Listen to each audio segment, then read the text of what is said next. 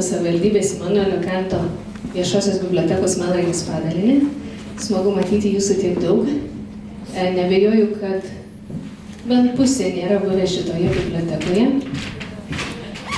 Ir labai džiaugiuosi, kad jūs ją užsukote. Taigi, šiandien yra vienas iš Klaipėdos knygos 2025 konkurso knygų pristatymų. Beliko jų tik 5 ir šiandien yra vienas iš jų.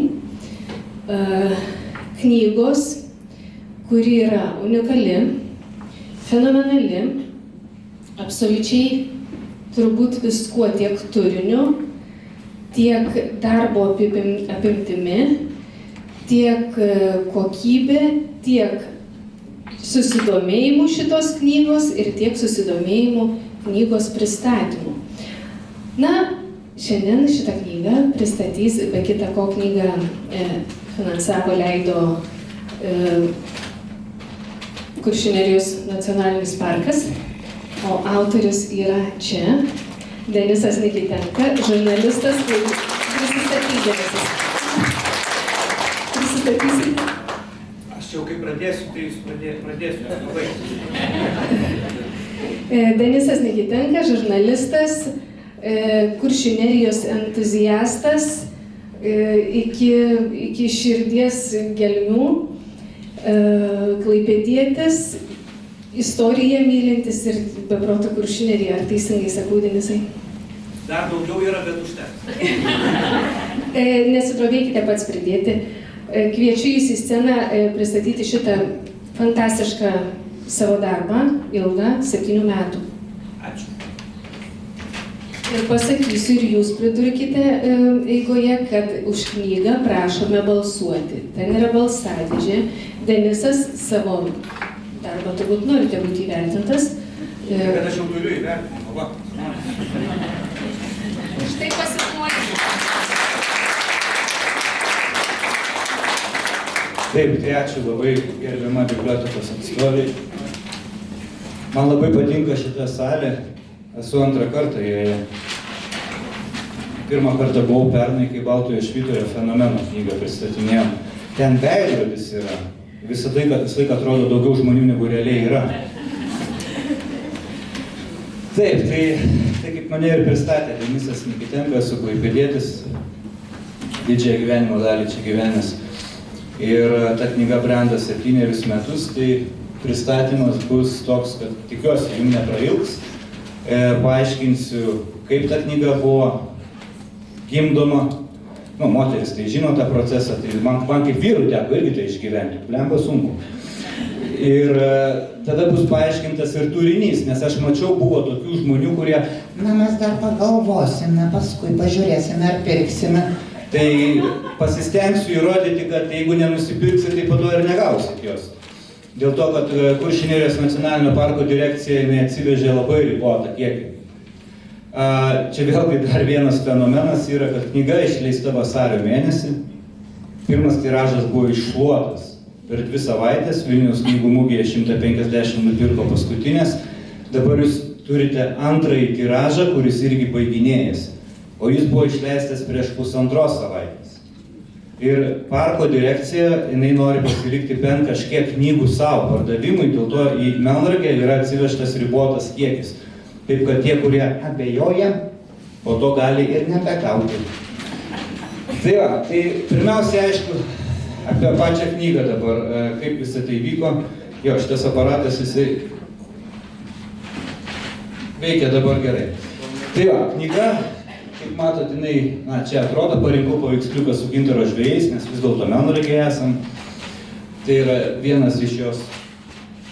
iš iliustracijų ir labai faina, kad esam Melnragėje, nes iš čia geriausiai matosi Kuršių Nerija. Tai va, nuo šito objekto, kuris mums neprieinamas ir kurį, kaip sakant, mums uždarė, nuo Švyturio Klaipėdos matosi Kopgalis, pati jauniausia Europos žemė. Tai čia irgi tiesiogiai apskritai Klaipėda ir Kuršių Nerija yra labai susijusios. Tai man labai malonu yra pristatinėti knygą Klaipėdai, nes tas sąsiauris įplauka į uostą, taigi visada būdavo smėlis užnešdavo uosto įplauką, reikėdavo valyti. Kitaip tariant, pati Klaipėda tiesiogiai priklausė nuo Kuršių nerijos procesų, nuo įvairiausių srovių, nuo to, kad reiškia, uosto įplauka būdavo ir gilinama, ir dabar tie dalykai tęsiasi, nes ir molai, galų gale vienas iš jų yra pietinis molas. Tai be to klaipėdiečiai puikiausiai žino Kuršių neriją dėl smiltynės, o kitą dalį Kuršių nerijos galbūt mažiau pažįsta. Tai po šito pristatymo ir jeigu įsigysit knygą, jos negalima iškart skaityti, galiu išduoti paslaptį, kad netgi istorikas Mažosios Lietuvos istorijos muziejaus direktorius daktaras Genys, čia man buvo geriausias komplimentas. Aš jam pirmam padovanojau pirmojo tiražo knygą vasario mėnesį, paskambinau kovo pabaigoje, sakau, ar jau perskaitė, sako, dar ne. Tai jeigu jisai taip ilgai skaitė, reiškia, ten tikrai yra talpu. Ją reikia skaityti temomis, kaip serialą, kaip Santa Barbara, kaip sakant, žiūrėti, nes jinai taip sukonstruota, apie tai bus vėliau. Na ir dabar pradžioje galbūt apie patį knygos konceptą. Tai kaip matot, jinai yra kvadratinė. Kvadrato forma buvo pasirinkta neatsitiktinai dėl to, kad Kuršių nerija, jinai yra ilgai ištįsusi juosta. Ir iliustracijom reikėjo pločio. Nes jeigu jinai būtų stačiakampė, gaunasi siauresnis iš karto vaizdas, o kadangi Kuršių nerijos panoramos jos yra ilgos, buvo pasirinktas būtent kvadratas. Tai va čia tas dalykas ir atsispindi. Ir labai įdomus yra viršelio pats sprendimas. Tai mes norėjome, kad bibliotekoje namų, kai pasižiūri į knygų lentyną, matosi nugarėlės, ar ne? Ir pagal nugarėlę tu dažnai gali netgi atskirti, apie ką tai yra knyga. Tai jeigu žalia nugarėlė bus apie žolininkus, miškus, jeigu mėlyna, tai kažkas susijęs su vandeniu, jūra, tai aš sakiau, kad turi būti smėlio spalva. Dėl to, kad Kuršių nerija yra pagaminta iš smėlio. Tai mes netgi darėm tokį eksperimentą, pasėmėm statybininkų paletę, vaikščiojom po kopas ir ėmėm kodus. Koks kodas yra šlapio smėlio, sauso smėlio, Pamaryje kitoks smėlis, Pajūryje dar kitoks, Baltosiuose kopose dar kitoks birus. Ir to viršelio įdomumas yra tas, kad keičiantis apšvietimui kinta viršelio smėlio atspalvis. Nes jeigu išneši tą viršelį, va čia kaip aš rodžiu, matot, jis yra šviesus, nes čia buvo LED lempa naudota. Bet jeigu prietemo jis jau yra kaip šlapias smėlis, tai netgi viršelis imituoja Kuršių nerijos smėlį ir vien iš viršelio iš karto tu gali pasakyti, kad tai yra Kuršių nerijos knyga, kažkas susijęs su smėliu. Jo faktūra taipogi yra parinkta specialiai drobė tokia, kad pirštais braukiant jaustųsi reljefiškumas, kad tai būtų tarsi smėlio ruzgos, kad tu nelygus kažkoks ledinis paviršius, o braukiant, kad tu jaustum tą smėliškumą. Tai kitaip tariant, norėjusi priartinti skaitytoją kuo arčiau, tuos Kuršių nerijos netgi per knygos formą, pačią tą išvaizdą. Ir šiuo atveju nėra atstovės, nes jau pavargo turbūt 4 pristatymuose, buvo šitas 5 jau yra pristatymas knygos. Sauliaus Jokužio spaustuvė išleido tą knygą, tai fantastiškas vyko bendradarbiavimas ir jie atsižvelgė visus mano norus, pasakė, kad su manim dirbti yra žvėriškai sunku, nes aš labai reiklus, bet iš to gimsta rezultatas tam tikras. Tai vat jie ir sugalvojo tos įvairius sprendinius, netgi padarė brangiau, negu buvo sumokėta, vien tam, kad jie suprato atsakomybę. Kad iš tikrųjų leidžiama yra knyga apie UNESCO teritoriją, mūsų Lietuvos ir Europos perlą. Ir tokia knyga kokios daugiau nebebus. Nes nebus tokių bepročių, kurie tokio darbo imtųsi.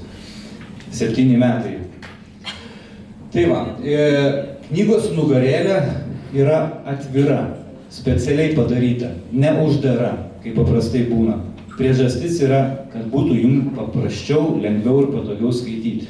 Nes knyga yra 472 puslapių ir jeigu nugarėlė būtų uždara, kai tu verti ties kokiu 200 puslapių, tu gali nebematyti dešinės pusės raidžių. Žinot, kaip būna tas užsivertimas. Tai šiuo atveju jinai atsilenkia kaip albumas. Ją labai patogu skaityti. Ir ta nugarėlė vėlgi sprendimas yra unikalus. Jūs pamėginkit rasti kažką panašaus. Aš žinau tik vieną knygą su panašiu sprendimu, tai vėlgi viskas buvo daroma taip, kad Kuršių nerija unikali ir pati knyga, netgi jos išvaizda, jos rūbai būtų unikalūs, į nieką nepanašus. Tai ta nugarėlė atvirai yra novatoriškas sprendimas, kuris buvo specialiai skirtas skaitytojui. Kolekcininkai, pavyzdžiui, netgi garsusis Vidmanto Staniulio knygynas Kaune tą knygą nusipirko kaip į savo kolekciją, jinai jau tapo kolekcininkų medžioklės objektų ir papriekaištavo, kad na, čia labai jau čia reikėtų į kažkokią dėžutę įvilkti čia. Tai aš pasakiau, mielieji, knyga buvo leista ne kolekcininkam, o skaitytojui, tam, kad jums būtų lengviau skaityti. Ir viršelis yra minkštas, bet jis yra patvarus, tam, kad knyga būtų lengvesnė. Nes jeigu būtų kietas, jinai būtų apskritai plyta. Nu, yra tokių plytų, kur gali saviginai nešiotis vakarais tamsiais, vakaroj Klaipėdoje vaikščiodamas. Na ir aišku, tas atsiskleidimas yra. Taip jinai atsiskleidžia, labai gali matyti kiekvieną knygos momentą. 44 teminiai skyriai. Tai man buvo didžiulė užduotis sugalvoti konceptą. Viskas yra mano sugalvota tas konceptas. Ir ko aš dar nepaminėjau, tai vat, kaip matot, Kuršių nerijos knyga, užrašas knyga, čia buvo ilgas ėjimas iki to sprendimo, nes maketuotoja dizainerė paėmė tokį šriftą kaip atvirukuose. Knyga tiesiog toksai. Tai aš sakiau, čia kaip iš sovietmečio spraznikam, Roždestva tenais ir panašiai, paprieštaravau. Tai aš norėjau, kad būtų mano raštas. Tai čia yra mano ranka rašytas žodis knyga, vėlgi, tokio sprendimo Lietuvoje dar nebuvo. O kodėl aš tai padariau? Tam, kad priartinčiau jūs prie savęs, kad jūs pajustumėt didesnį ryšį su autoriumi. Nes pripažinkim, kai tu atsiverti knygą, kurią parašė toks akademikas, profesorius koks nors Deltuvas, tai tu iškart jautiesi truputėlį toks kerminėlis, o tas ten bat aukštai. Ir tas nuotolis tarp autorio ir skaitytojo dažnai nėra lengva įsisavinti informaciją, nes tu jautiesi, durnas.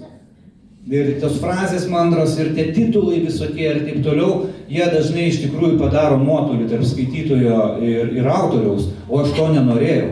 Aš norėjau, kad jūs kaip tik taptumėte knygos dalimi, jie kartu su manim keliautumėt, kartu su manim žavėtumėtės, būtumėt tie žmonės tokie patys, nes aš toks pat kaip jūs, čia, tik nesupainiokim su tuo vienu iš prezidentūros, kur pasakė, aš tik paprastas žmogus, tai čia, aš irgi paprastas žmogus, bet ta gerąja prasme, kad aš ne joks ne akademikas, tenais profesorius ar dar kas nors, vienas iš jūsų, kuris irgi buvo visiškas dundukas prieš 14 metų apie Kuršių neriją, tą sužinosit ir parodysiu, ir kad ji yra labai sudėtinga.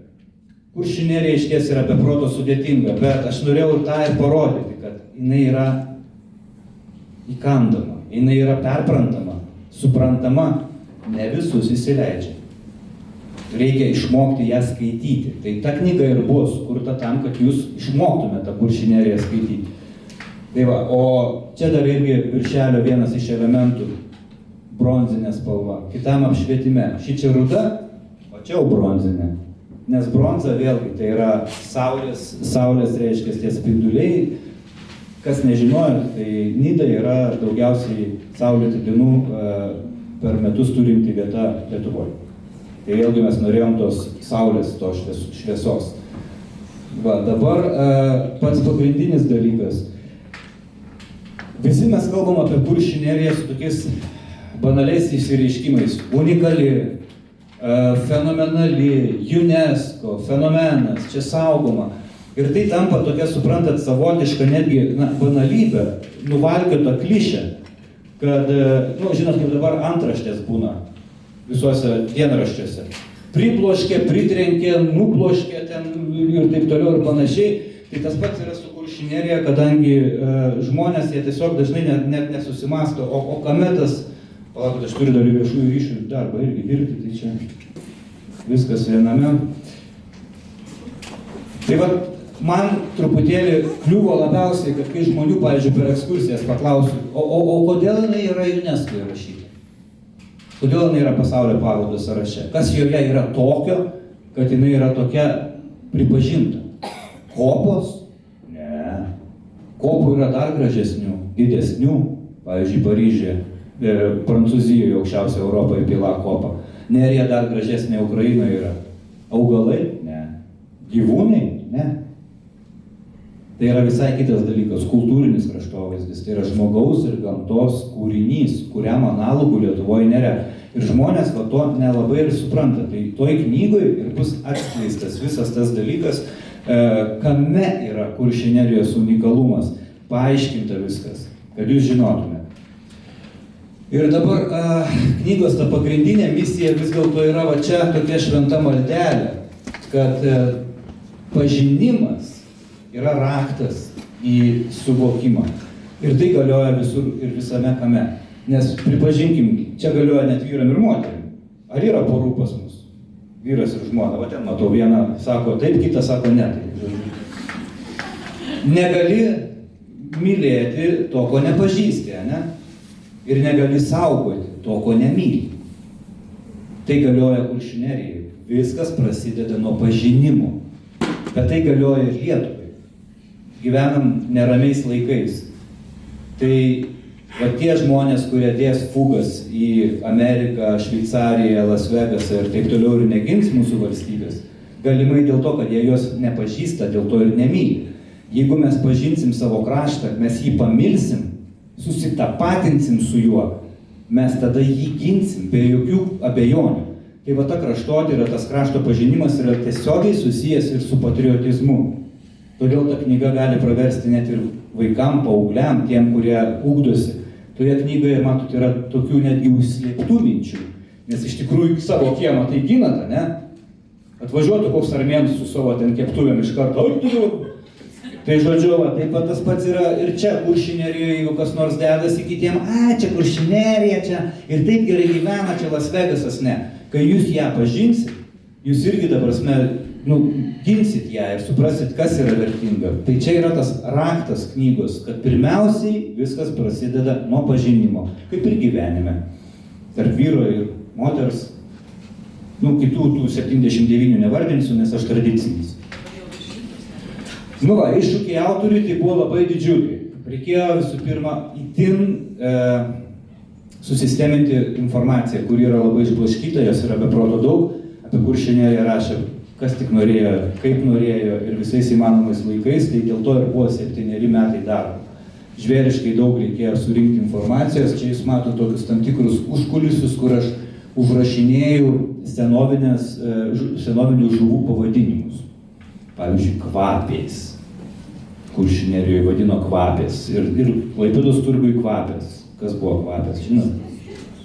Ne, neskintos. Menkės. Tai va, dabar sudėtingumas knygos dar kiti momentai. Mitologizuotas kraštas. Prikurta daugybė mitų. Tai yra neteisingai interpretuotos informacijos, sukurtų mitų, dėl turistinių paskatų, dėl nežinojimo, dėl mandrumo, dėl įvairiausių kitų dalykų. Man reikėjo tuos visus dalykus ištaisyti, atitaisyti, paneigti. Ir šitoj knygoje jūs rasite galbūt daug dalykų, kuriuos iki šiol manėt, kad tai buvo, o perskaitysit, kad taip nebuvo. Tai va čia irgi vienas iš tų tikslų buvo atstatyti viską į savo vietas. Nes iš tikrųjų, kai aš skaičiau tą literatūrą daugybę, tai yra daug tiek nesąmonių prirašyta apie Kuršių neriją, kad ten, pavyzdžiui, varnam kaklus perkanda ir taip toliau. Pamėgintų varnai kaklą perkasti. 100 eurų duodu. Daugiasluoksnė istorija, vėlgi, Kuršių nerija yra itin sluoksniuota. Tai jeigu Klaipėda yra sluoksniuota, ne? Vokiška, kuršiška, vokiška, lietuviška, su rusišku šleifu tam tikru, ar ne, ir taip toliau. Klaipėda po Klaipėda yra, ne, kur besi ten tranšėja kasa, lenda šūkės visokios ir taip toliau, va čia šūkių karalienė, va, tokia sėdė, žino viską, pas ją yra 3 garažai šūkių prirankliotų iš Kuršių nerijos irgi ir iš Klaipėdos. Tai iš tiesų Kuršių nerija yra dar sudėtingesnė, nes ten viską užpustė smėlis.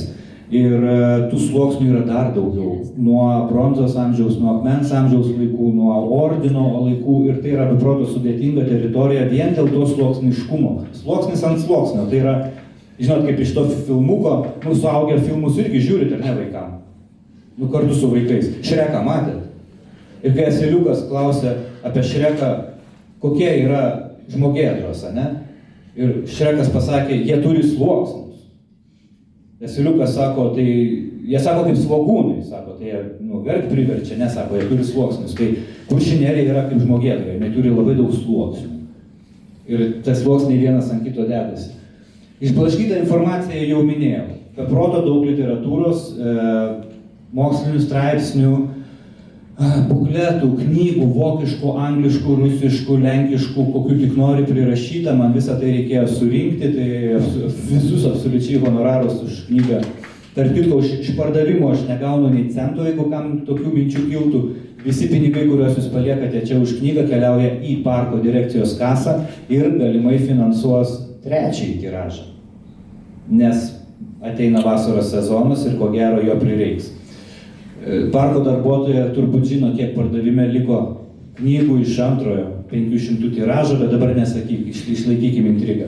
Tai va, tai čia žodžiu, negalvokit, kad aš ateinu į pristatymus tam, kad pasipelnyčiau, aš negaunu nei centų. Aš tai darau iš idėjos. Tai va, tai žodžiu, tą išblaškytą informaciją reikėjo. Ir pagrindinis faktorius, kurį klaipėdiečiai puikiai žino, tai yra prarasta kolektyvinė atmintis. Tai vat kaip mes neturim Klaipėdoje tikrųjų vietinių, ne, patys žinot, 44 metų spalį prasidėjusi evakuacija ir taip toliau, paskui naujakuriai. Lygiai tas pats buvo ir Kuršių nerijoje. Ir tu negali ateiti ir paklausti, o kaip buvo? Kad papasakotų, kaip žvejojo su kuršvaltėm, kad papasakotų, kaip varnas gaudė, ar iš tiesų krikštai buvo gaminami iš vientisos lentos, nes jie visi mirė, tie, kurie buvo emigravę į Vokietiją, jie pokarių grįžo, rado apšnerkštus, užimtus, okupuotus namus ir praktiškai tikrųjų kuršininkų, tų vietinių, gal ir yra vienas kitas Vokietijoje, kokių 90 kažkeliarių metų. Taip, kad ta prarasta kolektyvinė atmintis irgi apsunkina užduotį, nes tu negali pasitikrinti. Ir kartais knygose randi prieštaringą informaciją, praktiškai net 4 datos apie tą patį. Tai va, įvairių tokių iššūkių buvo daug. Na ir jo, matom, kaip arti Kuršių nerija yra Klaipėdos, čia yra 17 amžiaus žemėlapis ir matot, Kuršių nerija ties Dangės žiotėmis baigėsi. Kažkur 16 amžiuje, 17 pradžiai, pilis matosi, tai kaip mes arti vis dėlto tos Kuršių nerijos ir kaip jūs matot, jinai buvo absoliučiai smėlynai, jinai ilgėjo, smėlio kalnai, burlai vis slepiasi. Na ir gavosi taip, kad ta knyga tapo proginė. Čia netyčiukas tiesa gavosi, nes mane į kampą jau įspraudė, nes aš dar 7 metus būčiau rašęs, nes pernai buvo UNESCO 25 metų jubiliejus, kai Kuršių nerija buvo įtraukta į pasaulio paveldo sąrašą, o šiemet Kuršių nerijos nacionalinis parkas mini 35 metų. Tai čia dviguba šventė tokia gaunasi, tai knyga proginė. Na va, ir dabar mano kelias į tą Kuršių nerijos širdį, aš klaipėdietis, Kuršių nerijos vengiau, smiltynė nesiskaito, visi mes važiuojame į tą delfinariumą pasipuškenti smiltynės paplūdimiuose. Bet vis dėlto atėjo momentas, man buvo gal 20 kokie, nežinau, 3 metai, kai aš pirmą kartą jau nuvažiavau į Nidą ir mane užkabino. Bet ta pažintis buvo tokia, tai aš kaip apie mitus šnekėjau. Tai buvo labai įdomu. Aš pradėjau bendrauti su vietiniais, prisiskaitęs vėlgi tų tokių istorijų, knygų buvo žymiai mažiau, čia prieš 20 metų, ar ne beveik. Tai apie užpustytus kaimus, nu tokia egzotika, užpustyti kaimai, o tai kur jie, o tai gal kas nors dar likę. Ir Nidoje gyvena vienas toksai barzdotas vyriokas, pusamžis, kurio kraujyje teka gintaras vietoj eritrocitų, leukocitų ir trombocitų. Vardas iš K raidės, pavardė iš M. Mišgeris. Ką? Mišgeris. Nu jie! Ir jisai reiškia toks, nu jis prie to bajerio vadinamo toksai, o man gilių vietiniai, tai jūs čia vietiniai, kaip sakant, nu jis pats Vilnietis šiaip, vis tiek jisai to Nidoj ten gyvena. Ir aš pradėjau jo klausinėti, kaip čia taip, kaip čia ką, kur čia dabar, jo, sako, yra bokštai užpustyti, sako, bažnyčios, reiškia šventas daiktas, sako, namus išrinkdavo, bažnyčias palikdavo ir po audrų, sako, smėlis nusipūsto ir tą bažnyčios bokštą atveria. Eik, tu savo galvoji, bažnyčios bokštą pamatyti. Nu, brač. Ir aš, reiškia, atsikėliau anksčiausiai su pirmo autobusu 5 ryto, man atrodo, iš Klaipėdos variau į Nidą. kad Kuršių nerijos nacionalinio parko darbuotojai manęs nepričiuptų ir baudos negaučiau. Ir jis man nurodė vietą, kur tas bokštas pasimato. Rezervatas. Grobšto rezervatas prie Rusijos sienos. Ten, kur yra tos didžiosios aukštosios kopos, o čia nufotografuota yra. Ir aš ėjau ieškoti bokšto atpustyto. Kaip tik reiškia, buvo tokia audrelė prieš tai buvus. Einu ir suprantat, žiūriu, va tolumoj, ten toks kažkas, kažkur, va toks, matot, ten vos išžiūrimas baltas kyšo. Nu tikrai kyšo, yra. Ir matot, kokia bekraštė dykuma čia, ta keliaujanti kopa, vadinamoji sklandytojų. Man iš karto permušimai širdies, adrenalinas reiškia, ir aš einu jau to bokšto, galvoju, būsiu pirmas radęs. Einu, jau tada priėjau tokį ženkliuką, reiškia, įdomu supratęs, kad jau kažkaip jau ten jau artinosi link tam tikros valstybės iš mažosios raidės rašomos dabar. Ir yra toksai efektas kaip fata morgana, labai mėgo remarkas jį naudoti. Tai yra, kai tu matai neegzistuojančius dalykus, kurie yra labai labai toli. Na, pavyzdžiui, Sacharos dykumoje galima pamatyti laivus. Tai čia galėjo būti, nieko nerūkiau, nieko negėriau, tikrai viskas buvo su galva gerai, tai viskas ten matėsi. Einu aš link to bokšto, o čia gaunas dar tokia į apačią taip eini, tada nieko nesimato, tada vėl kyli į viršų. Ir aš einu ir va tas bokštas, kuris iš tolo, čia pasirodo pasieniečio palapinė. Ir aš užsiroviau, reiškia, tą nuotrauką pirmą kartą rodau iš pristatymus, dabar jau galima, tiek metų praėjo. Ir ten dar kerzai kyšojo, tai aš, žodžiu, užtikau miegantį pasienietį. Nėriau fugas iš karto iš tenais, tai praktiškai prie pat Rusijos sienos. Ir tada supratau, kad va, kaip gimsta mitai. Šitaip pat mano bokšto paieškos ir baigėsi. Nu va, tai dabar apie knygos, ką aš norėjau to pasakyti. Mano ėjimas į Kuršių neriją buvo va toks, lochas. Nu, viskom tikėjau, viską, ką sakė, to tikėjau ir iš tikrųjų, va, lygiai taip pat prisiklausiau nesąmonių ir po to reikėjo jas tikrinti, paneigti, eiti, ieškoti, suprasti ir va, tam prireikė daug metų. 7 metai buvo vien knygos rašymo, bet pačių tyrinėjimų buvo apie 15 metų. Tai iš esmės, tą aš ir noriu pasakyti, jums papasakočiau, jūs irgi gal eistumėt bokštų ieškoti. Tai iš esmės, aš buvau lygiai toks pat, iš žemyno žmogus, kuris viskom tiki. Nu, dabar tekstas knygų yra irgi labai svarbus. Daug knygų, beveik visos, yra parašytos moksliniu stiliumi apie Kuršių neriją. Rašo mokslininkai, sakiniai triaukščiai, mandros frazės ir dažnai paprastam žmogui neįkandama. Tu praktiškai pusę puslapio paskaitai ir jau paskui jau nebenori. Prasme skaityti, nes arba nebesupranti, arba nuobodu.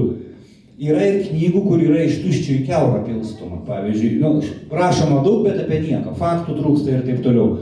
Tai man teko, paskui aš tik sužinojau, man vienas rašytojas pasakė, kai perskaitė tą knygą, sako, žinai, sako, tu išradai naują žanrą. Tai aš panaudojau hibridinį stilių.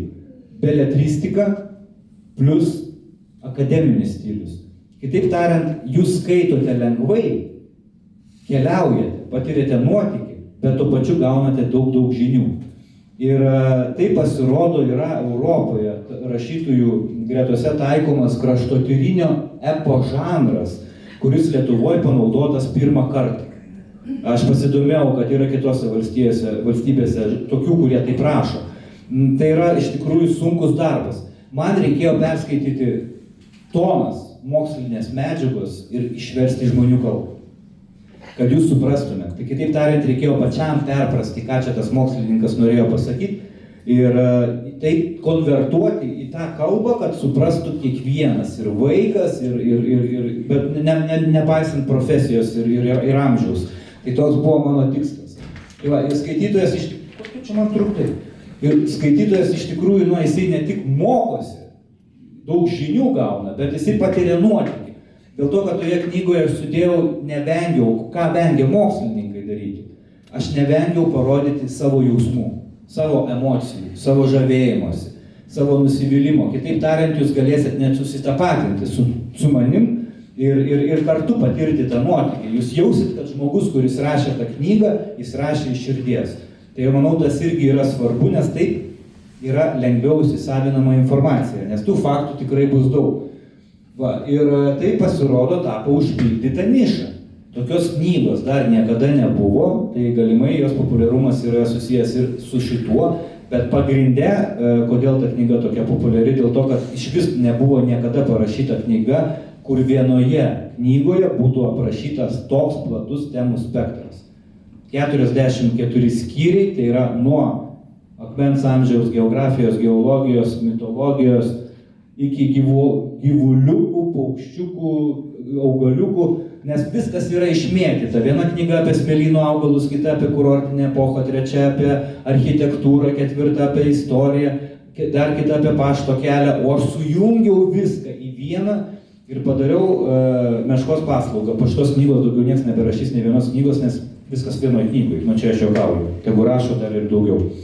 Tai va, tai iš esmės stilius yra parinktas specialiai, toksai hybridinis, kad būtų lengva, malonu skaityti ir tuo pačiu naudinga.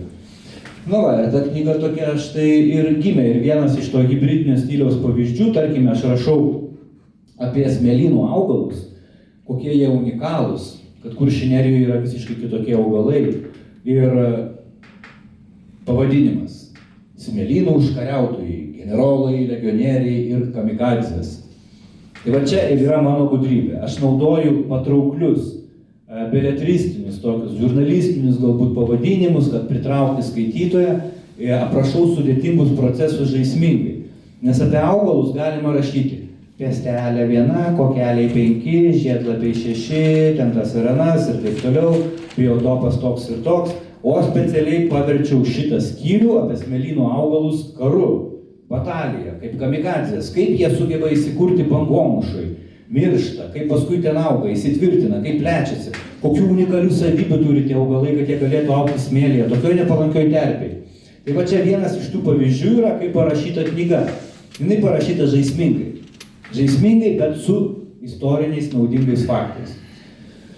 Ir tas hybridinis stilius tiko dėl to, kad ir pati Kuršių nerija yra hybridinis darinys. Tai yra gamtos ir žmogaus sukurtas pusėsalis. Gamtos ir žmogaus reiškia sukurtas žemės lopinėlis, kad viskas čia sutampa. Na ir dabar yra skyriai. 4 pagrindiniai skyriai baziniai, tai yra laiko perspektyva tokia, kur keliauju per laiką nuo akmens amžiaus iki dabartinių laikų. Tada yra geografinė aplinka, kur aprašomos yra kopos, jų rūšys, apie tai bus detaliau. Kultūrinis kraštovaizdis, tai yra stuburas. Tai jam yra didžiausia dalis, tai čia bus pati įdomiausia dalis visiems, nes ten ir varnos, ir krikštai, ir vėtrungės, ir raganystės, ir visa kita. Ir gyvoji gamta vėlgi yra dar vienas skyrius, kuris susipažinsite bazinę informaciją tokią apie įvairius augalus, gyvūnus, briedžius, kormoranus, tos pačius ir daug įdomybių sužinosit, nes kaip galima rašyti apie Kuršių neriją, nepalietus jos gyvosios gamtos. Na va, čia tie rašymo užkulisiai, tai taip ir būdavo, apsikraunu milijonų knygų, konspektų, visokių ir tai va, toks darbas buvo iš tikrųjų nelengvas. Čia labai daug visko prirašiau, tai 7 metai darbo, tai buvo labai daug įvairiausių dalykų. Analizė medžiagos, beprodo daug fiziškai keliavau po Kuršių neriją, kartais dėl vieno augalo, tai yra viską pajaučiau gyvai, pačiupinėjau, patikrinau. Nebuvo taip, kad sėdėjau archyvose ir iš archyvų perrašinėjau. Aš viską turėjau patikrinti, nes daug kas nepasitvirtino, daug kas pranoko lūkesčius. Kitas dalykas buvo, kadangi vienam žmogui, vienam autoriui parašyti tiek daug temų, nes čia realiai turėjo rašyti istorikas, geografas, botanikas, zoologas, geologas, archeologas, etnologas, kultūrologas ir taip toliau. O čia ėmėsi vienas beprotis viską padaryti vienam. Tai teko konsultuotis. Konsultavausi su pačiais geriausiais mokslininkais, aš daugumą jų pažįstu asmeniškai iš to, kad žurnalistas mes bendraujam ir visi iki vieno geranoriškai padėjo, tie, kurie nepadėjo, su jais nebebendrauju, tai tie, kurie padėjo, tai iš tikrųjų buvo profesionalus, elitas. Aš konsultavausi su elitiniais mokslininkais, tiek iš Klaipėdos universiteto, tiek iš Vilniaus, iš Vokietijos, tai žodžiu, faktai tie, kurių aš negalėjau galbūt suprasti teisingai, arba man kilo klausimų, reikėjo patikslinimų, aš konsultavausi. Tai nebuvo taip, kad paėmiau, sugalvojau ir parašiau. Aš abejoju, nes žurnalisto kalvė ir mokykla tokia ir yra. Niekada nepasitikėk. Netikėk ir tikrink. Jeigu Masiulis pasakė, kad neėmė dėžutės, netikėk. Tikrink. Tai čia yra žurnalisto priedermė. Dėl to ir tuos faktus man reikėjo tikrinti, o arbitras tai yra mokslininkai. Ir šiuo atveju man buvo sunku dėl to, kad aš esu paprastas žmogus, ne iš akademinio pasaulio, ne mokslininkas, ne dėstytojas, ne muziejininkas. Aš neturėjau va taip, kad nueini į kabinetą, klausyk Dainiau, o čia teisingai ar neteisingai parašyta yra. Nu, žinok, gal reikėtų pasitikrinti, gal ten jiem lengviau. Man reikėjo viską daryti vienam. Iš tikrųjų, reikėjo skambintis daug kartų ir ačiū tiem žmonėm. Parko darbuotojai, tarp kitko, Kuršių Nerijos nacionalinio parko irgi tikrino. Viskas yra sutikrinta. Gyvąją gamtą išnarstė taip, kad tenai šakas, kiek jie išrankliojo tų įvairiausių subtilybių, sudėti naujausi pavadinimai visokie, kurie pasikeitė, sistematika, visa kita, taip kad prie tos knygos prisidėjo daugiau žmonių, ekspertų, tenais įvairiausių ir karo, antro pasaulinio karo istorijos entuziastai. Žodžiu, tai nebuvo taip, kad vienas žmogus sugalvojo ir parašė. Visur apsistačiau armiją konsultantų, nes be jų niekai. Kitaip informacija bus nepatikima. Aišku, daugybė yra senųjų žemėlapių, kuriais aš remiausi, tai iš Vokietijos fondų yra gauta. Tai čia aš galbūt nesiplėsiu, nes daug visko čia yra sudėta. Ikonografija, senos atvirutės. Išleidau 4 kartus daugiau negu ta knyga, ten apskritai, sakykime, apie honorarą net nekalbėsiu. Į tą knygą iš tikrųjų skaičiavau. Asmeninių lėšų aš investavau apie 10 000 eurų. Nes norėjau remtis autentiškais dalykais. Ne iš Facebooko, copy-paste, save-as padarytų nuotraukų atvirukų, o man reikėjo pačiam pirkti originalus. O Kuršių Nerija pati brangiausia. Atvirukai apie 200 eurų kainuoja, 100 eurų kainuoja, o jų reikėjo apie 400 knygų vokiškų ir bukletų. Tai žodžiu, aš norėjau remtis pirminiais šaltiniais. Ir tai yra labai svarbu. Nes jeigu tu remiesi, pavyzdžiui, lietuvio autorium, kuris rėmėsi vokiečių, neaišku, kaip tas autorius išsivertė tą vokietį. Bet kai tu turi pirminį šaltinį, tu remiesi jau tuo tikruoju, pirminiu šaltiniu. Tai vat aš to siekiau. Tai vėlgi buvo daugybė investicijų. Na, sakau, čia yra daugybė tų dalykų. Na ir aišku, čia tokia frazė yra, čia vat mano kambarys, kur buvo knyga baigta, kad mokslininkai paklojo pamatus, o vienas beprotis ant jų pastatė atrakcionų parką. Pažinimo reiškia, kur gali dabar linksmai važinėtis. Tai mokslininkai dirba savo darbą. Akademinis stilius yra reikalingas, be jų niekur. Bet jis yra savo nišoje, savo terpėje. O mano yra visai kitokia užduotis. Aš esu toks kaip mediatorius, pavadinkim, tarpininkas tarp mokslinės informacijos ir populiarios, bandant išversti, pritaikyti žmonėm. Na va, ir ta Kuršių knyga, taip vat ir jinai gimė, jinai taip ir atrodė, viskas čia priedžiai, pavyzdžiui, juos pavadinau vyriausiaisiais komisarais, čia yra frazė iš tarpukario, tai matot, ir jinai gausiai iliustruota iš esmės. Tai dabar kodėl ta knyga tapo tokiu kultūriniu fenomenu, iš karto žaibiškai. Po 2 prekybos dienų, čia buvo fenomenalu, Jokužio spaustuvė sakė, mes dar to nematė. Knygą pradėjo prekiauti pirmadienį, trečiadienį sustabdė prekybą. Pirmojo tiražo. Nes dar nebuvo pristatyta nei Juodkrantėj, nei Nidoj, nei Vilniaus knygų mugėj. Tiesiog sustabdė prekybą. Toks ažiotažas kilo, kad tiesiog nebepardavinėjo. O juokingiausia buvo Nidoj, nežinau kaip čia bus, kaip sovietmečiu. Žmonės ateidavo po 5 knygas pirkdavo. Pradėjo taikyti normuoti po 1. Kaip talonėlėje, ne, būdavo ten tie žmonės, kurie gyveno sovietmečiu, tai žino, kad ten po 1 duoda. Tai netgi iki tokio lygio, žodžiu. Ir tas fenomenas, tai aišku, sakykime, neplėstantis susidomėjimas buvo. Po mėnesio išleistas 2 tiražas. Tai, ką jūs dabar perkat, pirmą kartą buvo pardavinėjama praeitą šeštadienį Piliavietėj. Tai įsivaizduokit, nepraėjo net visą, iš karto. Iš karto viskas, sakė, spaustuvė mes dar nematė, kad 2 tiražas būtų išleistas vos po 1,5 mėnesio. Tai daug klausimų kyla, kur yra tas fenomenalumas, bet ko gero žmonėms tokios knygos reikėjo. Na va, ir tarkim, ta knyga, jinai ateičiai, ko gero gyvens jinai ilgai, gal tikiuosi, ir jinai taps svarbiausia jos misija, kad jinai taps to UNESCO objekto intelektiniu saugotoju. Kitaip tariant, niekas nebegalės iš Vilniaus bokštų ypač, kurie dažniausiai į mus žiūri, žinot kaip. Jie nebegalės sakyti, o mes to nežinojom. Viskas bus parašyta knygoje, kodėl tai vertinga, kodėl tai. Tai knyga tampa advokatė. Jinai atliks dar ir šitą misiją, o jūs, jeigu ją skaitysit, perskaitysit, jūs irgi tapsite tais advokatais, kurie neleis daryti nesąmonių Kuršių nerijoje. Na ir aišku, čia gavosi toksai dar irgi toks nukrypimas, kad tai tapo kaip ir enciklopedija ir toks meilės laiškas Kuršių nerijai parašytas vieno žmogaus, nes jame ir persipina mano ta meilė Kuršių nerijai. Įžangoje, pratarmėje, specialiai aš jos nekomentuosiu, jūs suprasite, kaip aš šitą Kuršių neriją keliavau, o pradžia pratarmės yra, kad aš Kuršių nerijos nemėgau. Aš jos bijojau. Ir pasakysiu, ir ten parašyta kodėl. Nes ten visiškai kitas kraštas, aš ten jaučiausi svetimas ir kaip ją reikėjo prisijaukinti. Aš manau, tas jausmas lydi ir daugumą iš čia salėje esančių. Smiltynė tai mūsų, čia viskas aišku. Bet kai nuvažiuoji Juodkrantę, Nidą, Pervalką, Preilą, vis tiek jaučiasi kažkaip toks kaip ir užsienyje kažkur atvažiavęs. Ten ir namai kitokie ir tai aišku, čia galbūt skirtingai visiems, bet bent jau aš taip jausdavaus.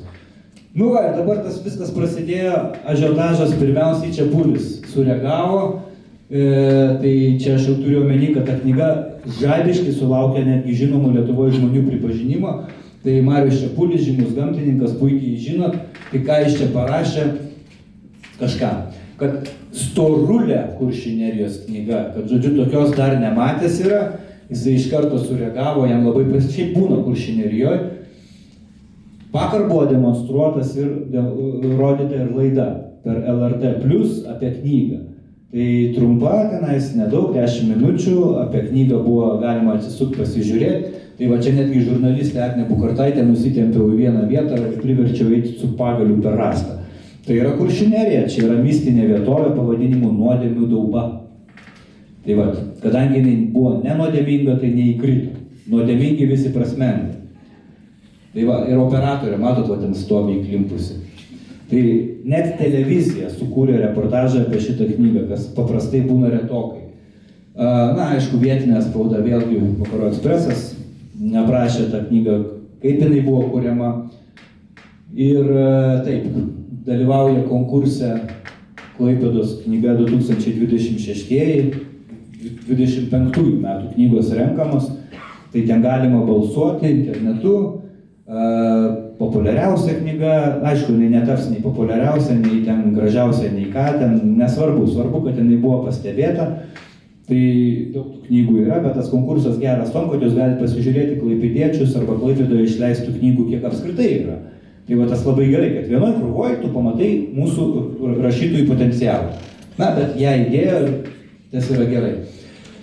Na ir tie knygos pristatymai anšlaginiai be abejo visur buvo, tai mane patys stebina, šitą salę irgi, kaip matom, pilnutėlę.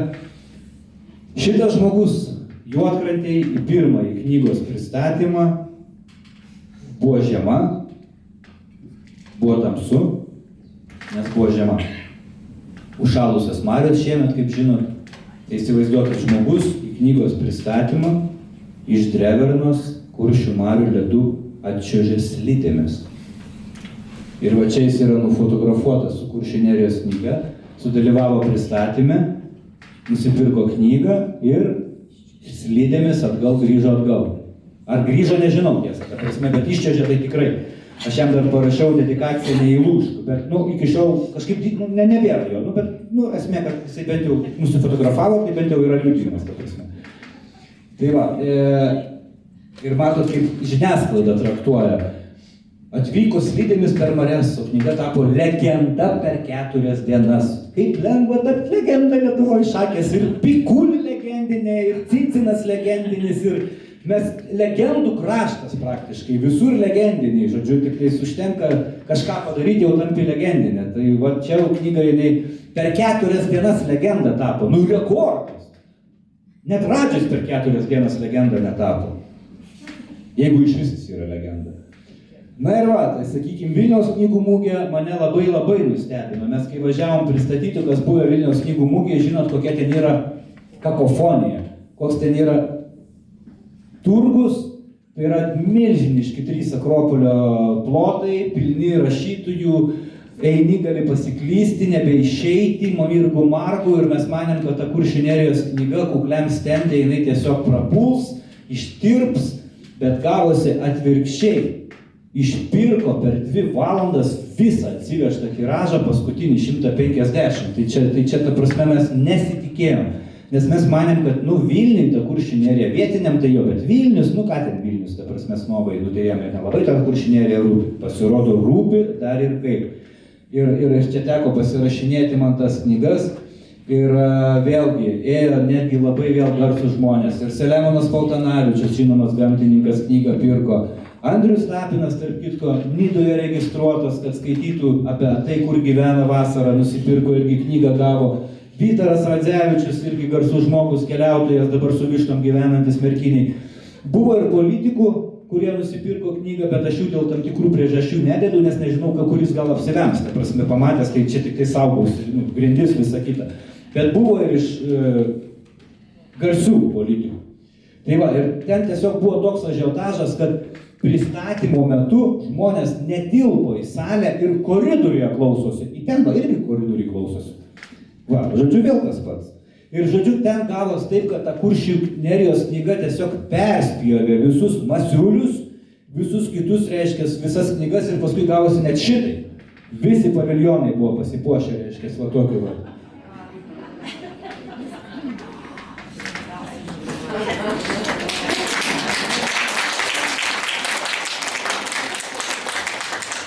Visiems reikėjo Kuršių nerijos knygos. Čia dieja, aišku. Tai va, ir čia nusifotografavom specialiai, reiškia, paskutinysis egzempliorius pirmojo tiražo buvo parduotas su dedikacija, reiškia, ir taip toliau. Beje, pasirašinėjant įvairių nutikimų būna, Klaipėdoje viena moteris sako, jūs man parašykite tik vardą pavardę. Sakau, o tai kam dedikuoti? Niekam, aš ją aukcionę parduosiu. Viršui parašiau, aukcionė neparduodama. Tai išėjo tokia.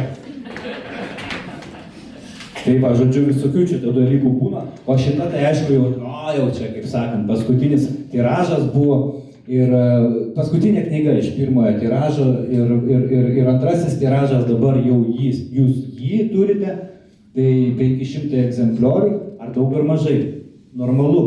Todėl, kad netgi Vasilijaus Safronovo, Lietuvos Klaipėdos istorija, kadangi leidėjas yra Kuršių nerijos nacionalinio parko direkcija, ne leidykla Vaga, Baltos lankos arba kito Alba, tai visos valstybinės įstaigos jos neturi tiek pinigų, kad išleistų 3000 ar dar kažką. Tai tiesiog tai yra biudžetinės įstaigos. Ir išleis 500 arba 500 tiražas, plus knyga, žiūrėkit kokia didžiulė, 472 puslapiai. Tai yra labai normalus vidutinis tiražas, taip kad ta knyga labai normalaus tiražo, jeigu kažkam atrodo, kad mažai, kiti sako, kodėl ne 2000 išleidot, todėl, kad parkas tiek pinigų neturi. Tai čia viskas yra normalu. Tai čia antrasis tiražas yra 500. Ir Klaipėdoje pristatymas buvo fantastinis irgi, labai džiaugiuosi Piliavietėj, tai Piliavietės konferencijų salė, toj Kurpinoj ten po žeme, tiek žmonių dar nematė. 290 žmonių atėjo į pristatymą, kai kas lygino netgi su Marcelijaus Martinaičio, sakė, pas jį tiek neateina. Ir pilnutėlė salė buvo, išpirko visas atsivežtas knygas, parko direkcijos žmonės net antrą kartą važiavo į Juodkrantę atvežti dar ir buvo labai gražu. Pasikvietėm iš Nidos folkloro ansamblį Giedružę, kuris dainavo, atliko Liudviko Rėzos užrašytas dainas iš 18 amžiaus. Tai ta atmosfera buvo tokia, kad, žinot, tiesiog nukėlė į tuos laikus, tai irgi buvo labai smagu. Pristatymas Melnragėje ir buvo sugalvotas tiem, kurie negalėjo ateiti į Piliavietę, ir iš tikrųjų, darbas, vaikai, ten šunys, katės ir taip toliau, visi mes turim rūpesčių. Tai va, tai Piliavietėj, jie net su žibintais atėjo tokiais ir atliko tas dainas Giedružę, tai jie turi net kompaktą, tai jeigu kada arba YouTube įsijunkite, kur nors pasiklausyti, tai yra kažkas tokio, nukelia į tą, gali išgirsti Kuršių neriją. Tai va, šitaip atrodo, tai ten labai gražiai tas pristatymas vyko, vėlgi pasirašymas, eilė tokia, kad vis klausinėjo, ar man ranka neskauda, pasirodo, šiais laikais žmonės nebemoka ranka rašyti. O aš kadangi žurnalistas, tai aš ranka moku rašyti, man didžiulis malonumas ir aš pasirašinėjau visada su rašaliniu parkeriu. Tai vėlgi toksai autento, kaip sakant, dalykėlis.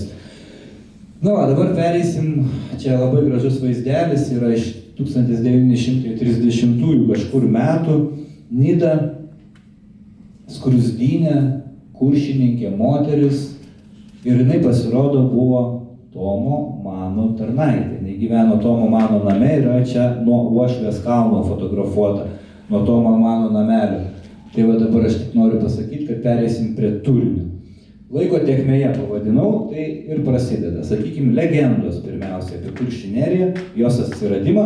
Tai man pavyko sugalvojau padaryti taip, kad ko niekas nėra daręs.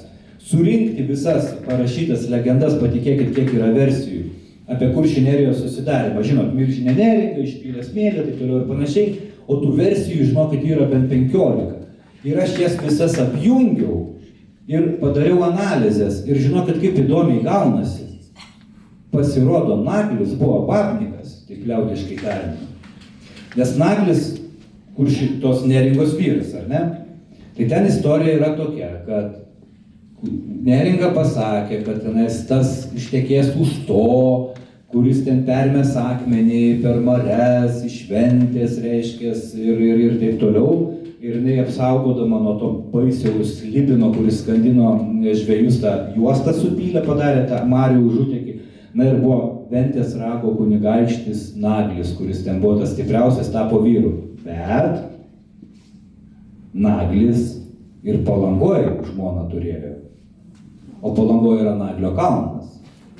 Ir šalia Naglio kalno teka upelis Ašaralis. Ir šalia yra Brukšvos arba Brakšvos pievos. O Brukšva buvo Naglio žmona. Rūpažė 2 žmonas turėjo. Ir kas įdomiausia, ta Brukšva Palangoje sužinojo apie neringą ir varė kailio karštį. Ir aš netgi radau tokį neįtikėtiną atitikimą, kad priešais Naglio kalną, kitam marių krantėtės dreverna yra Brukšvos pievos. Tai va Brukšva atsivijo Naglį iki neringos. Tai va tokie įdomus dalykai atsiskleidžia, apie kuriuos galbūt pirmą kartą negirdėjo. Tai yra tautosaka, mitologija, bet va tokie dalykai ne mano sugalvoti yra. Nerijos raida nuo pirmųjų dienų. Tai čia yra apie geografiją, geologinę, kaip susidarė Kuršių nerija. Šitą skyrių parašyti jau žaismingai sunkiau, nes tai yra vis dėlto mokslas. Tai va, daug kas irgi galbūt ir nežino, kaip ta nerija susidarė, kad buvo iš pradžių 2 nerijos, kaip jos susijungė ir kaip tenais apskritai tie procesai vyko ir kaip ta nerija atsirado. Tai čia yra viskas aprašyta, kad jūs žinotumėt, kaip jinai gimė, kiek jai metų galų gale. Ir tie dalykai yra aprašyti. Dabar apie akmens amžių. Tai yra irgi unikalus dalykas, kad akmens amžius yra daugiausiai gyvenviečių rasta Kuršių nerijoje ir Nidoje, ir ant Meškos galvos kalvos ir taip toliau. Žmonės gyveno akmens amžiuje Kuršių nerijoje labai gausiai, nes jinai buvo segmentuota su protakomis, o tupėti ant protokos, kur neršti plaukia į upes žuvis, yra tas pats kaip ant aukso gyslos. Tu gaudai su kučiukais, su tinklais iš karto. Bet jie migravo. Tai žodžiu, čia yra apie tos pirmuosius nerijos gyventojus, kurių pėdsakų yra labai daug. Ir Nidoje yra vykdyti kasinėjimai, labai įdomus, pavyzdžiui, mistikų labai daug yra. Sakykime, ant vienos moters riešo buvo amuletas rastas su 4 skylutėm, pagamintas iš mamos kaukolės, kaulo. Ir tai nebuvo nepagarba, jinai taip parodė, kad myli mamą. Tai va tokie buvo įdomūs žmonės. Arba pavyzdžiui, senukus, kas iš mūsų čia vyriausias, pavyzdžiui, jau tunelio gale šviesa matosi. Tai žodžiu, kai mirždavo seniausias žmogus, mes dabar tai laidojam normaliai, deginam ten arba ten į duobę. O tais laikais galvą nukirsdavo, reiškia, kūną palaidodavo, o galvą palaidodavo po židiniu. Nes jie turėdavo ugniakurius tokius, gyvendavo nameliuose nedideliuose, nebuvo krosnių, buvo ugniakurai. Ir po ugniakurų metro gylyje būdavo senelio galva, močiutės galva, Kodėl? Kad jie kartu gyventų ir po mirties. Va, kaip įdomu buvo. Tai va tie dalykai yra aprašyti. Kuršiai ir kuršininkai. Va čia yra dar vienas dalykas, kas tie kuršiai ir kas tie kuršininkai. Nes kuršių kuršinerijoje nebuvo. Buvo tik tais rusiškoji daly, atėjo su ordinu, o tikrieji autochtonai yra iš Latvijos Kuršo, iš Kurzemės dabartinės, nuo 13-14 amžiaus įvairiom bangom atkeliavę kuršininkai. Labai savita etninė grupė turėjusi jau išnykusią kuršininkų kalbą ir čia bus išaiškinta, kas tie kuršininkai, kad jūs vis dėlto suprastumėte, kokie žmonės suformavo tą socialinį, etninį stuburą, tą visą vietinį žmonės. Aišku, kuršinerijoje paskui jau buvo 3 etninės grupės, tai kuršininkai, lietuviai ir vokiečiai, bet pagrindas yra kuršininkai. Na ir va, čia ta pati moteris su kūdikiu, kur prieš tai matėte, kaip prisijaukinti užmarį skyrius. Tarpukaris. Tai va tarpukariu irgi buvo dedami didžiuliai investicijos, valstybė labai, įsivaizduokit situaciją. 23 metais Lietuva prisijungė Klaipėdos kraštą, tai čia tas pats būtų, kad mes dabar prisijungtumėm kokią Saremo salą. Tu nieko neišmanai, kas tenais yra. Ir iš didžiosios Lietuvos atvykę žmonės į Kuršineriją tikrai viskuom stebėjos, bet jie labai daug dėjo pastangų bandydami pažinti šitą kraštą. Vyko ekskursijos, daugybė organizacijų, švenčių, labai įdomus laikotarpis, daug grybo pripjauta yra, visiškai prikurta nesąmonių, ta prasme, ir čia yra tie dalykai aprašyti.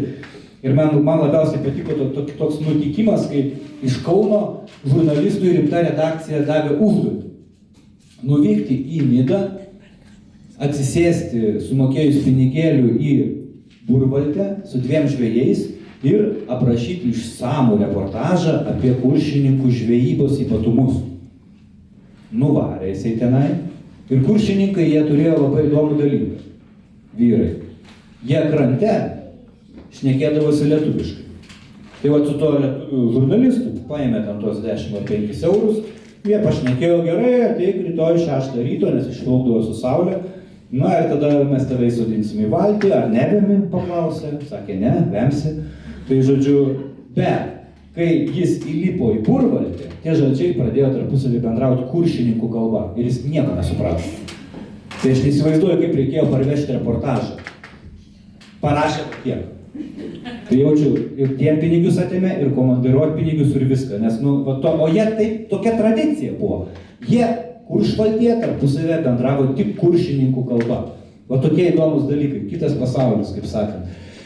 Karo ir pokario kanonadų skeveldros pavadinta, tai čia yra apie tą žiaurųjų laikotarpį, kas atsitiko su Kuršinerija po Antrojo pasaulinio karo.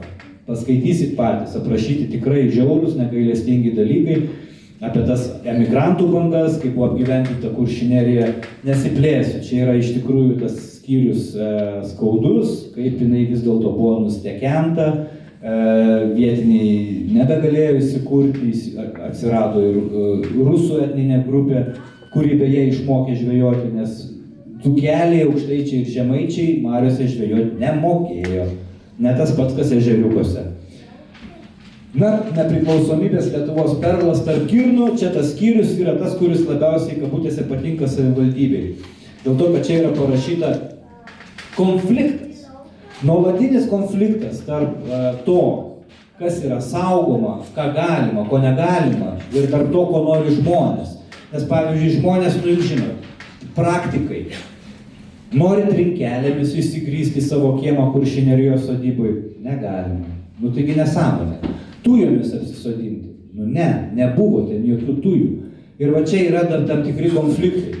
Ir aišku, tavo Monakas, Lietuvos Monakas su jachtom prabangiom dabar netgi nori plėsti uostelį, bet tuo pačiu ir puoselėjimos tradicijos. Tai va tas tarp girnų ir yra, kad Kuršinerija unikali, kur tas modernas, jis nori skverbtis, visokie spalvoti vandens dviračiai, batutai, visokie ten gal ir, nežinau, atrakcionų parką kokį pastatytų Matijošaitis, jeigu norėtų. Bet nieks neleidžia. Ir tuo pačiu jie lyg ir nori būti kažkur modernus, nes reikia iš kažko gyventi, bet tuo pačiu jie gerbia tradicijas, jie saugo. Tai čia vat yra toks skyrius apie dabartį. Na ir geografija. Kopų įvairovė nuo keliaujančių iki mirusių bus labai įdomu sužinoti. Kokios rūšys kopų yra ir daug ką išgirsit netikėto. Tai yra baltosios, pilkosios, parabolinės kopos pačios seniausios, tai įvairios piramidinės, sakykime, mirusios kopos, arba ką vadinam mirusiom kopom, bet irgi labai įdomų dalyką atskleisiu, tai mirusiom kopom ką dabar mes vadinam? Tas kopos, kurios nebejuda, ne, mirė.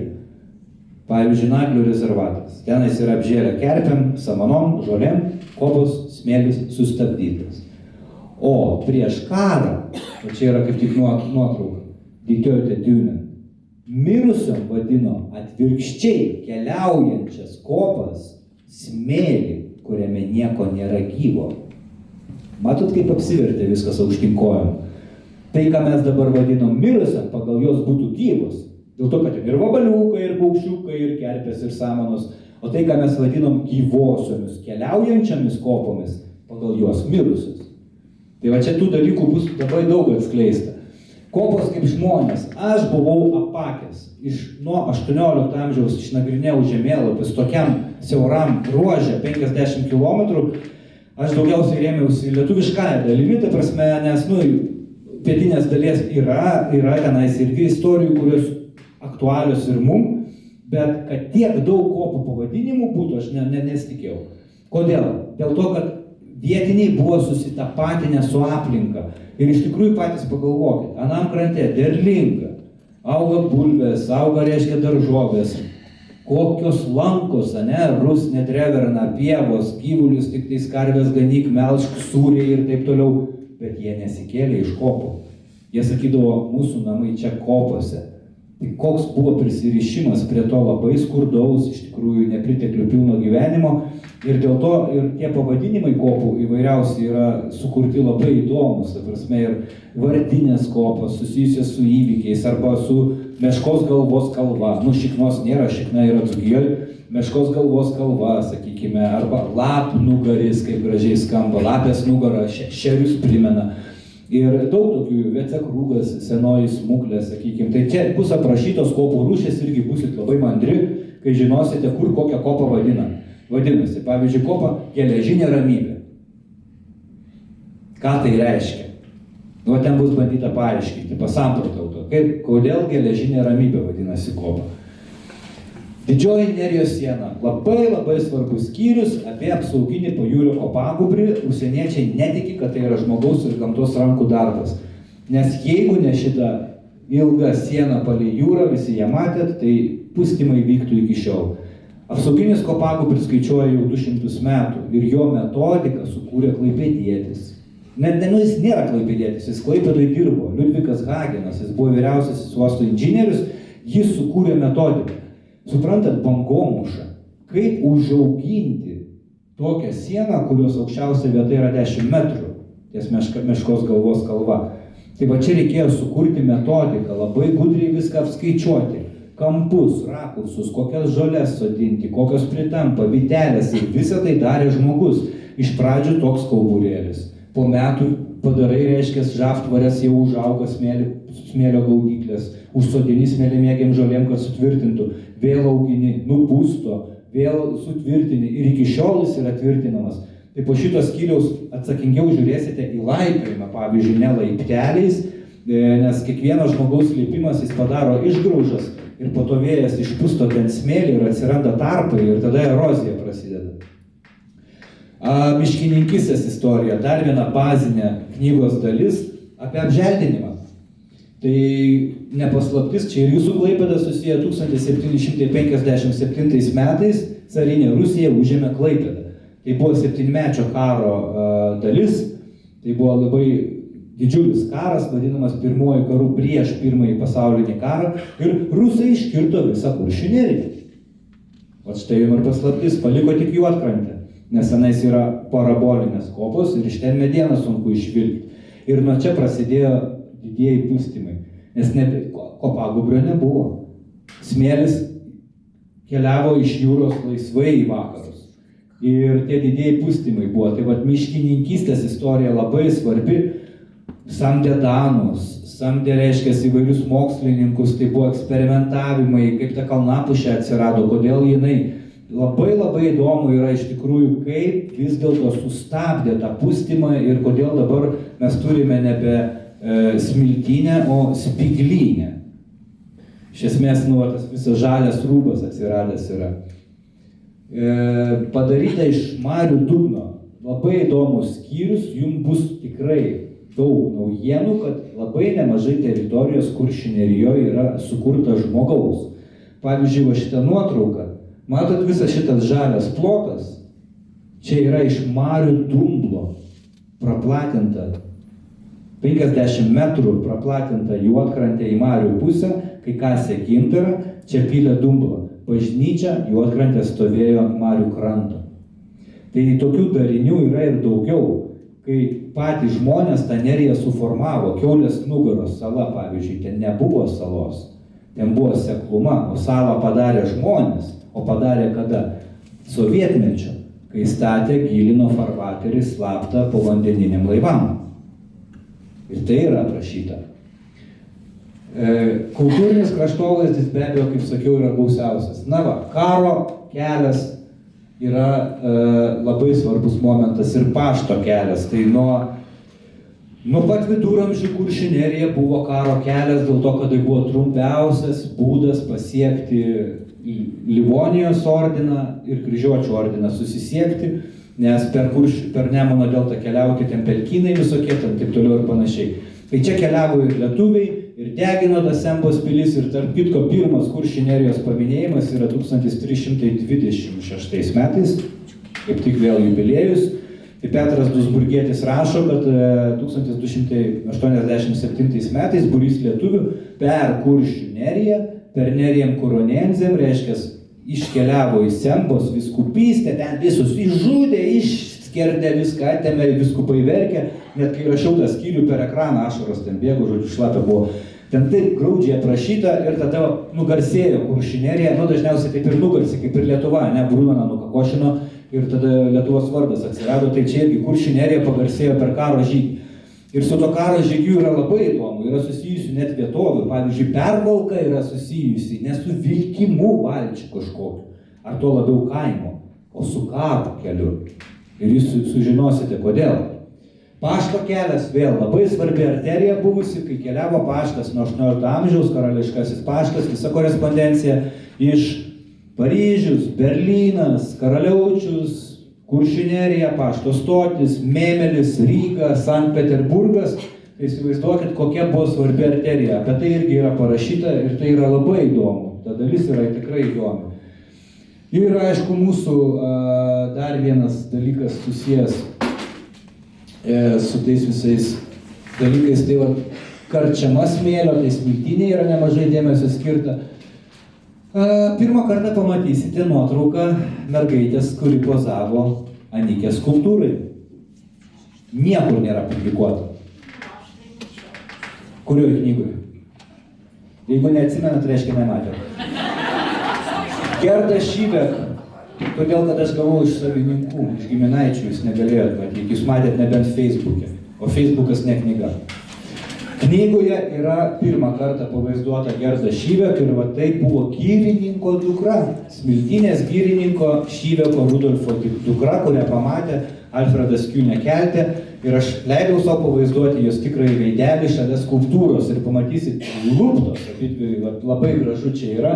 Tai čia yra irgi tas susisiekimas, kaip aš minėjau, pašto kelias, tai čia ir tas keltas, tuo pačiu yra istorinės asmenybės, kas čia tik nekeliavo ir negyveno. Tai kadangi šiemet minim Liudviko Rėzos 250 gimimo metų, tai Rėza, aišku, yra jau kaip pagrindinis, bet ir karalienė Luizė.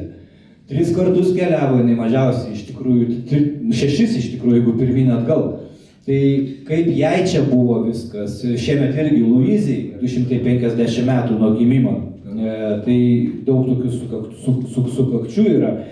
Ir ne visiems ta Kuršių nerija buvo faina, ne visiems buvo graži, ne visiems buvo įdomi. Čia aš išrankliau ir tokius dalykus, kaip pavyzdžiui, vieni žavėjosi, kad čia kopos, čia Sahara, tas anas, o kitiems tai buvo, čia buvo visiškai kažkokia nesąmonė, visur smėlis, nieko gero. Apie užpustytus kaimus. Vėlgi bus labai įdomių dalykų, kaip tie kaimai buvo pustomi, kiek jų buvo, aš esu aplankęs visus iki vieno, tas vietas, kuriuose buvo užpustyti kaimai, tai jūs sužinosite visą tą istoriją. Yra labai vertingi Karvaičių kunigo Cudnohovijos liudijimai užrašyti, kaip tų kaimų pustymas vyko. Pavyzdžiui, bažnyčia lipdavo per stogą, nes ant tiek buvo užpustytas, arba kaip jie stengiasi stabdyti tą smėlį ir įsivaizduokit, ryte atsikėlė užpustytos durys. Durys gamindavo iš 2 dalių. Atsidarai viršutinę dalį, išlipi, atsikasi ir tada atsidarai apatinę. Daugybė įdomiausių dalykų yra aprašyta. Žvejybai didelis yra skyrius, todėl kad tai yra mūsų Kuršių nerijos širdis irgi viena iš pamatinių kultūrinių dalykų - žvejyba. Ne veltui įrašyta dabar į nematerialųjų kultūros sąvadą. Tai čia aš išskirščiau apie žvejybą, tai pirmiausiai žvejybos istorija, žvejų pasaulis tarp gyvybės ir mirties. Kaip žvejojo, nuo kada, beje, žvejyba ir buvo ta priežastis, kodėl žmonės čia atsikėlė, nes jiem leido žvejoti, davė privilegiją. Ir čia bus aprašyta žvejybos metodai, kokias žuvis gaudė, tie visi dalykai. Plaukiantis kopininkų rūmai. Šitas skyrius daugam patinka pavadinimas, tai yra apie Kuršvaltę. Visi mes vadinam kurėnais ir tai nėra teisinga. Dėl to, kad kurėnas tai gali būti tik valtis, kuri tempia kurninį tinklą. O pats žodis beje, iš vis yra legendinė legenda. Romualdas Deltuvas, akademikas, profesorius, leisdamas knygą, reiškia, būdamas bendraautorių dabartinės lietuvių kalbos istorijos, iš to žodyno, jisai, matot, vokiškai vadinasi Kurenkam. Kuren yra kuršis, kam yra valtis. Tai čia būtų kaip Kuršvaltė, nesakykime. Bet tarpukariu nebuvo to pavadinimo, iš vis vaidindavo baidokais visokiais ir panašiai. Ir Deltuvas sugalvojo, kad reikėtų tas valtis pavadinti kuršėnais. Kuršis.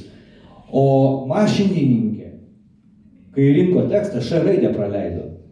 Ir visos enciklopedijos, ta prasme, dabartinės lietuvių kalbos išėjo su klaida kurėnas, vietoj kuršėnas. Dėl to mes vadinam kurėnais. O buvo ir veterinės valtys, ir ungurinės, ir bradinės, ir turginės, ir kokių tik nebuvo. Tai čia yra aprašyta tos Kuršvaltės, Burvaltės specifika. Įdomus yra visa struktūra, kiek dalių, kaip įdomu, ten dugnas nusiema, pačioj Kuršvaltėj laužus kūrendavo, gamindavosi valgyti. Net ant Lietuvos pašto ženklų yra parašyta, kad kurėnų amžius yra nuo 13 amžiaus, atsakiau, mitų pilna. Ne, klaida, vėl kažkoks berazumis kažką pasakė ir išleido paštas. Kurėnų konstrukcija atkeliavo iš Olandijos apie 18 amžių su olandų pirkliais laivadirbiais. Ir jisai atrodo primityvus laivas, ta Kuršvaltė, bet iš tikrųjų yra labai modernus, nes yra karavelinis jungimo būdas lentų. Vat sužinosit ir keiksmažodžių, ką reiškia klinkerinis, ką reiškia karavelinis. Tai va čia tokie dalykai yra aprašyti. Čia mano mėgstamas skyrius. Labai daug buvo burtų, nepraganauti tinklai. Jie, matot, kuršininkų gyvenimas buvo labai ypatingas. Jie buvo evangelikai liuteronai, labai tikintis. Sekmadienį nedirbdavo, netgi jeigu degdavo namas, negesindavo. Yra tai buvę, nes negalima. Išplaukdavo sekmadienį vakare, grįždavo šeštadienį ryte. Ir sekmadienis buvo šventa diena. Ir šalia to, kad jie buvo be proto pamaldus, jie buvo visiški pagonis savo burtais, prietarais ir visokiais tikėjimais. Kodėl? Dėl gyvenimo būdų. Dėl to, kad tu nežinai, kada tu nuskesi. Tu priklausai ne nuo savęs. Tavo gyvenimo būdas, tu esi žvejys. Audra užeis, nuskesi. Žuvies bus, nebus. Šeima badaus, nebadaus. Suprantat? Mes tai dabar, turim darbus kažkokius, ne, tenais, mūsų daugiau mažiau ateitis yra nuspėjama šiek tiek. O tais laikais, kai tu priklausai, kaip dzūkelėje, ne, nuo grybų ir nuo uogų, tai gal ir jie turi visokių tenais burtų. O va čia jų buvo daugiausiai. Tokių įdomių jūs neįsivaizduojat. Pavyzdžiui, nesiseka žvejyboje, tai nuspręsdavo, kad kaiminka apraganavo tinklus. Kaip juos atraganauti. Pavyzdžiui, vogdavo nuo bažnyčių varpų tas virvutės, ne, kur dindilinį. Nukirpdavo ir prisiūdavo prie tinklo, nes galvodavo, kad neša sėkmę. Tai kunigai sekmadieniais nerasdavo virvučių. Reikėdavo nuolat keisti virvutės. Ir ten, žinokit, ir tiek visko, pavyzdžiui, juodas katinas. Šitą rupūžę aš gaudžiau 2 savaitės, nes aš galėjau nufotografuoti bet kurį juodą katiną Klaipėdoje, bet specialiai norėjau viską daryti autentiškai, tai čia Gintaro Įlankos katinas. Ir pagavau. Norint išgydyti rožę, reikėdavo įkirpti katinui ausį ir su krauju gydyti katino rožę. Ausies, juodo katino ausies kraujas gydo rožę. Kas turi rožę? Ar žinot, kas yra rožė? Rožė yra odos liga, paraudimas toksai. Tai va, arba tarkime, va šitas dalykas, va ten viršui, tai šitas įdomiausias. Buvo, čia iš tarpukario istorija, buvo senis toks Kybelka, kuris skrinelėje laikė stebuklingą akmenį, kurį vadino perkūno kyliumi.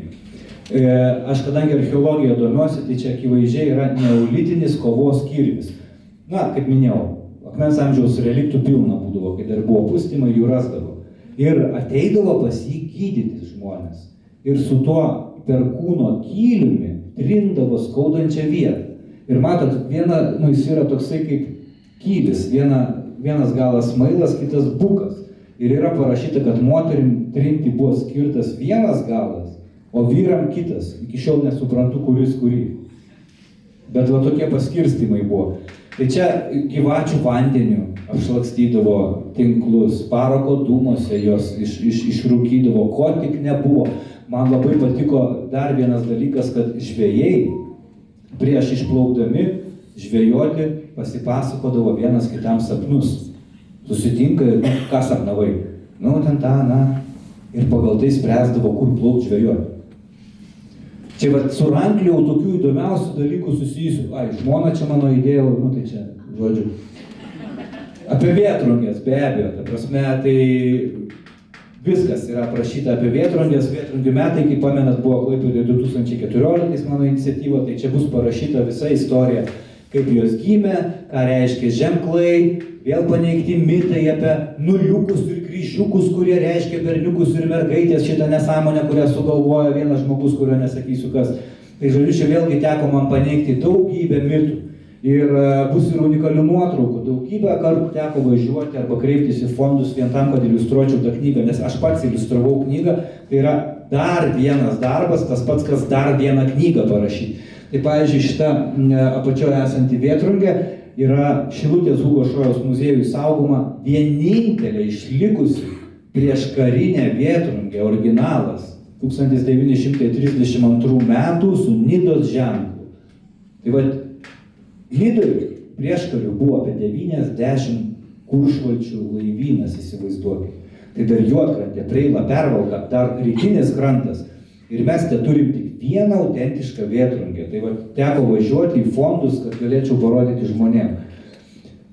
Gintaro gaudimo istorija, be abejo. Tai čia vėlgi bus parašyta, bendravau su tikrais gintarautojais ir su klaipėdiečiu Audriu Lukauskiu ir su nidiškiais.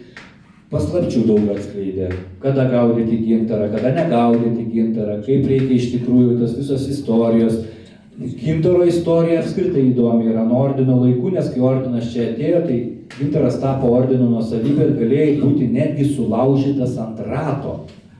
Už gintaro paėmimą nuo kranto buvo žygūnai, sargai, kurie vaikščiodavo, jodinėdavo pajūrių žirgais. Ir jeigu jie pamatydavo žmogų vaikštantį pajūriu, iškratydavo jį ir jeigu rasdavo gintarą, ten jau pagal svorį, tarkim, kumščio gintarą, jeigu tu paėmei, tu reiškia pasisavinai Prūsijos karalystės nuosavybę. Ir už tai galėjo grėsti sulaužimas ant rato. Žinot šitą bausmę? Pati baisiausia bausmė. Žmogų pririša ant rato vežimo ir su metaliniais strypais sulaužo visus kaulus, kol jis miršta. O jeigu duodi kyšį, tada budelis į galvą trenkia, kad greičiau mirtų. Tai vad būdavo, pavyzdžiui, už smulkesnį kiekį galėdavai būti ištremtas rekrūtų į kariuomenę tarnauti. Va taip buvo. Mokėjo už gintarą, kiek sveria gintaras, tiek gaudavai druskos gabalo. Tai va čia istorija gintaro gaudimo bus ne tik apie dabartinius, bet nuo seniausių laikų. Visi tie dalykai aprašyti, bausmės, draudimai, tarpukaris. Pavyzdžiui, va tas žetonas, jisai kainuoja 1200 eurų. Jis rastas čia yra, man teko bendrauti su kolekcininkais, eiti, pirkti iš jų, zysti, apgaudinėti visai kartais ir kad jie leistų knygai panaudoti įvairius labai retus dalykus, kurių jūs niekur kitur nepamatysite. Tai va tas žetonas buvo tarsi verslo liudijimas. Čia yra Klaipėdos krašto gintaro gaudytojo žetonas. Tu turėdavai parodyti, jeigu tave ten, pavyzdžiui, prievaizdas. Na, Baltijos aukso imperijos lopšys apie gintaro įlanką ir apie gintaro kasybą. Čia yra superinis skyrius, nes jūs labai mažai žinot iš tikrųjų apie gintaro gavybą. Daug kas mano, kad gintaro įlankoje gintarą kasė. Ne. Ir čia pavyko netgi iš Vokietijos archyvų gauti unikalias visiškai nuotraukas, artefaktų, kurių niekas nėra matęs spaudoje, iki šiol knygoje nebuvo nei vienoj. Tai yra, kuom virsdavo tas iškastas gintaras. O čia ir yra ta produkcija, pirmą kartą pavaizduota. Negrų karoliai, pavyzdžiui, buvo Afrikos rinkai, arklių karoliai, carinės Rusijos rinkai, arabiški rožiniai buvo arabų rinkai. Tai kitaip tariant, firma Štantin ir Becker, jie nuo 1862 iki 1890 metų Juodkrantėje, kai kasė gintarą, sukūrė tokią imperiją. Ir labai kaip gudriai vystė rinkodarą. Bekeris buvo žydukas iš Dancigo, iš Lenkijos, biednas, iš gausios šeimos. Ten, kur jis net nakvodavo smuklėse. Ir vienoj smuklėje ant suolo, kur jisai prisiglausdavo, net yra parašyta, čia nakvojo Bekeris. Ir jisai sutiko Klaipėdos laivininką Štantyną ir gavosi nuostabus duetas. Štantynas buvo laivininkas, mokėjo gilinti marias, reiškia kasti farvaterį, o Moricas Bekeris buvo genialus verslininkas ir viešųjų ryšių specialistas ir taip toliau. Tai vat Juodkrantė buvo tapusi didžiausių industrinių objektų visuose rytprūsiuose. Ten apie virš 1200 žmonių gyveno, daugiau negu Nidoje. Tai va čia yra aprašyta visa ta gintaro istorija. O ten tie vaikučiai, tarp kitko, gintarą reikėdavo paskui paversti karoliukais, tai buvo kromeliai Palangoj, Kretingoj ir Klaipėdoj. O vaikai buvo naudojami, įdarbinami. Kodėl? Mažiukai pirštukai sugraibo mažiukus gintariukus, kad galėtų įverti skylutes į karoliukus. Garsusis Juodkrantės lobis su visais žmogeliukais ir taip toliau, kurį galite pamatyti gintaro muziejui Palangoje. O šičia aš atskleidžiau, ką reiškia, kaip jis ten atsirado, kodėl tiek daug visokių gintaro sagų, žmogeliukų, laivelių, trapecijų ir taip toliau. Ir čia yra atskleistos tos prasmės įvairios, remiantis archeologinę informaciją, mitologiją, tai vėlgi viską surinkau į vieną krūvą. Kurortinė epocha, be abejo, Nijolė Strakauskaitė, docentė Klaipėdos universiteto, yra parašiusi apie Juodkrantės kurortinės epochos aukso amžių. Teko iššūkis parašyti kažką kitaip, kad nesikartotų, ką jinai parašė, bet būtų vis dėlto stipru. Tai šiuo atveju labai buvo sunkus skyrius, bet pavyko parašyti kitaip, nes man reikėjo parašyti viską. Ne tik Juodkrantę, bet ir visą Kuršių nerijos kurortinę epochą. Tai pirkau, čia kur minėjau, visus pinigus išleidau, autentiškus lankstinukus. Kaip jie tada pozicionavo ir pristatė Juodkrantę ir kaip Nidą, kad Nida buvo šiaurės riviera ir kodėl. O Juodkrantė buvo tyro oro kurortas, su miško katedromis ir taip toliau. Ir va šitoj vietoj man labiausiai dar patiko Smiltynė, kur pasakojau per žygius, kad kaip vystė rinkodarą, tai yra nuostabu. Mokykis ir dar kartą mokykis visuose universitetuose. Juodkrantė klestėjo, Nida klestėjo, o Smiltynė, kai susikūrė, kaip tu prieš Juodkrantę dabar pakonkuruosi.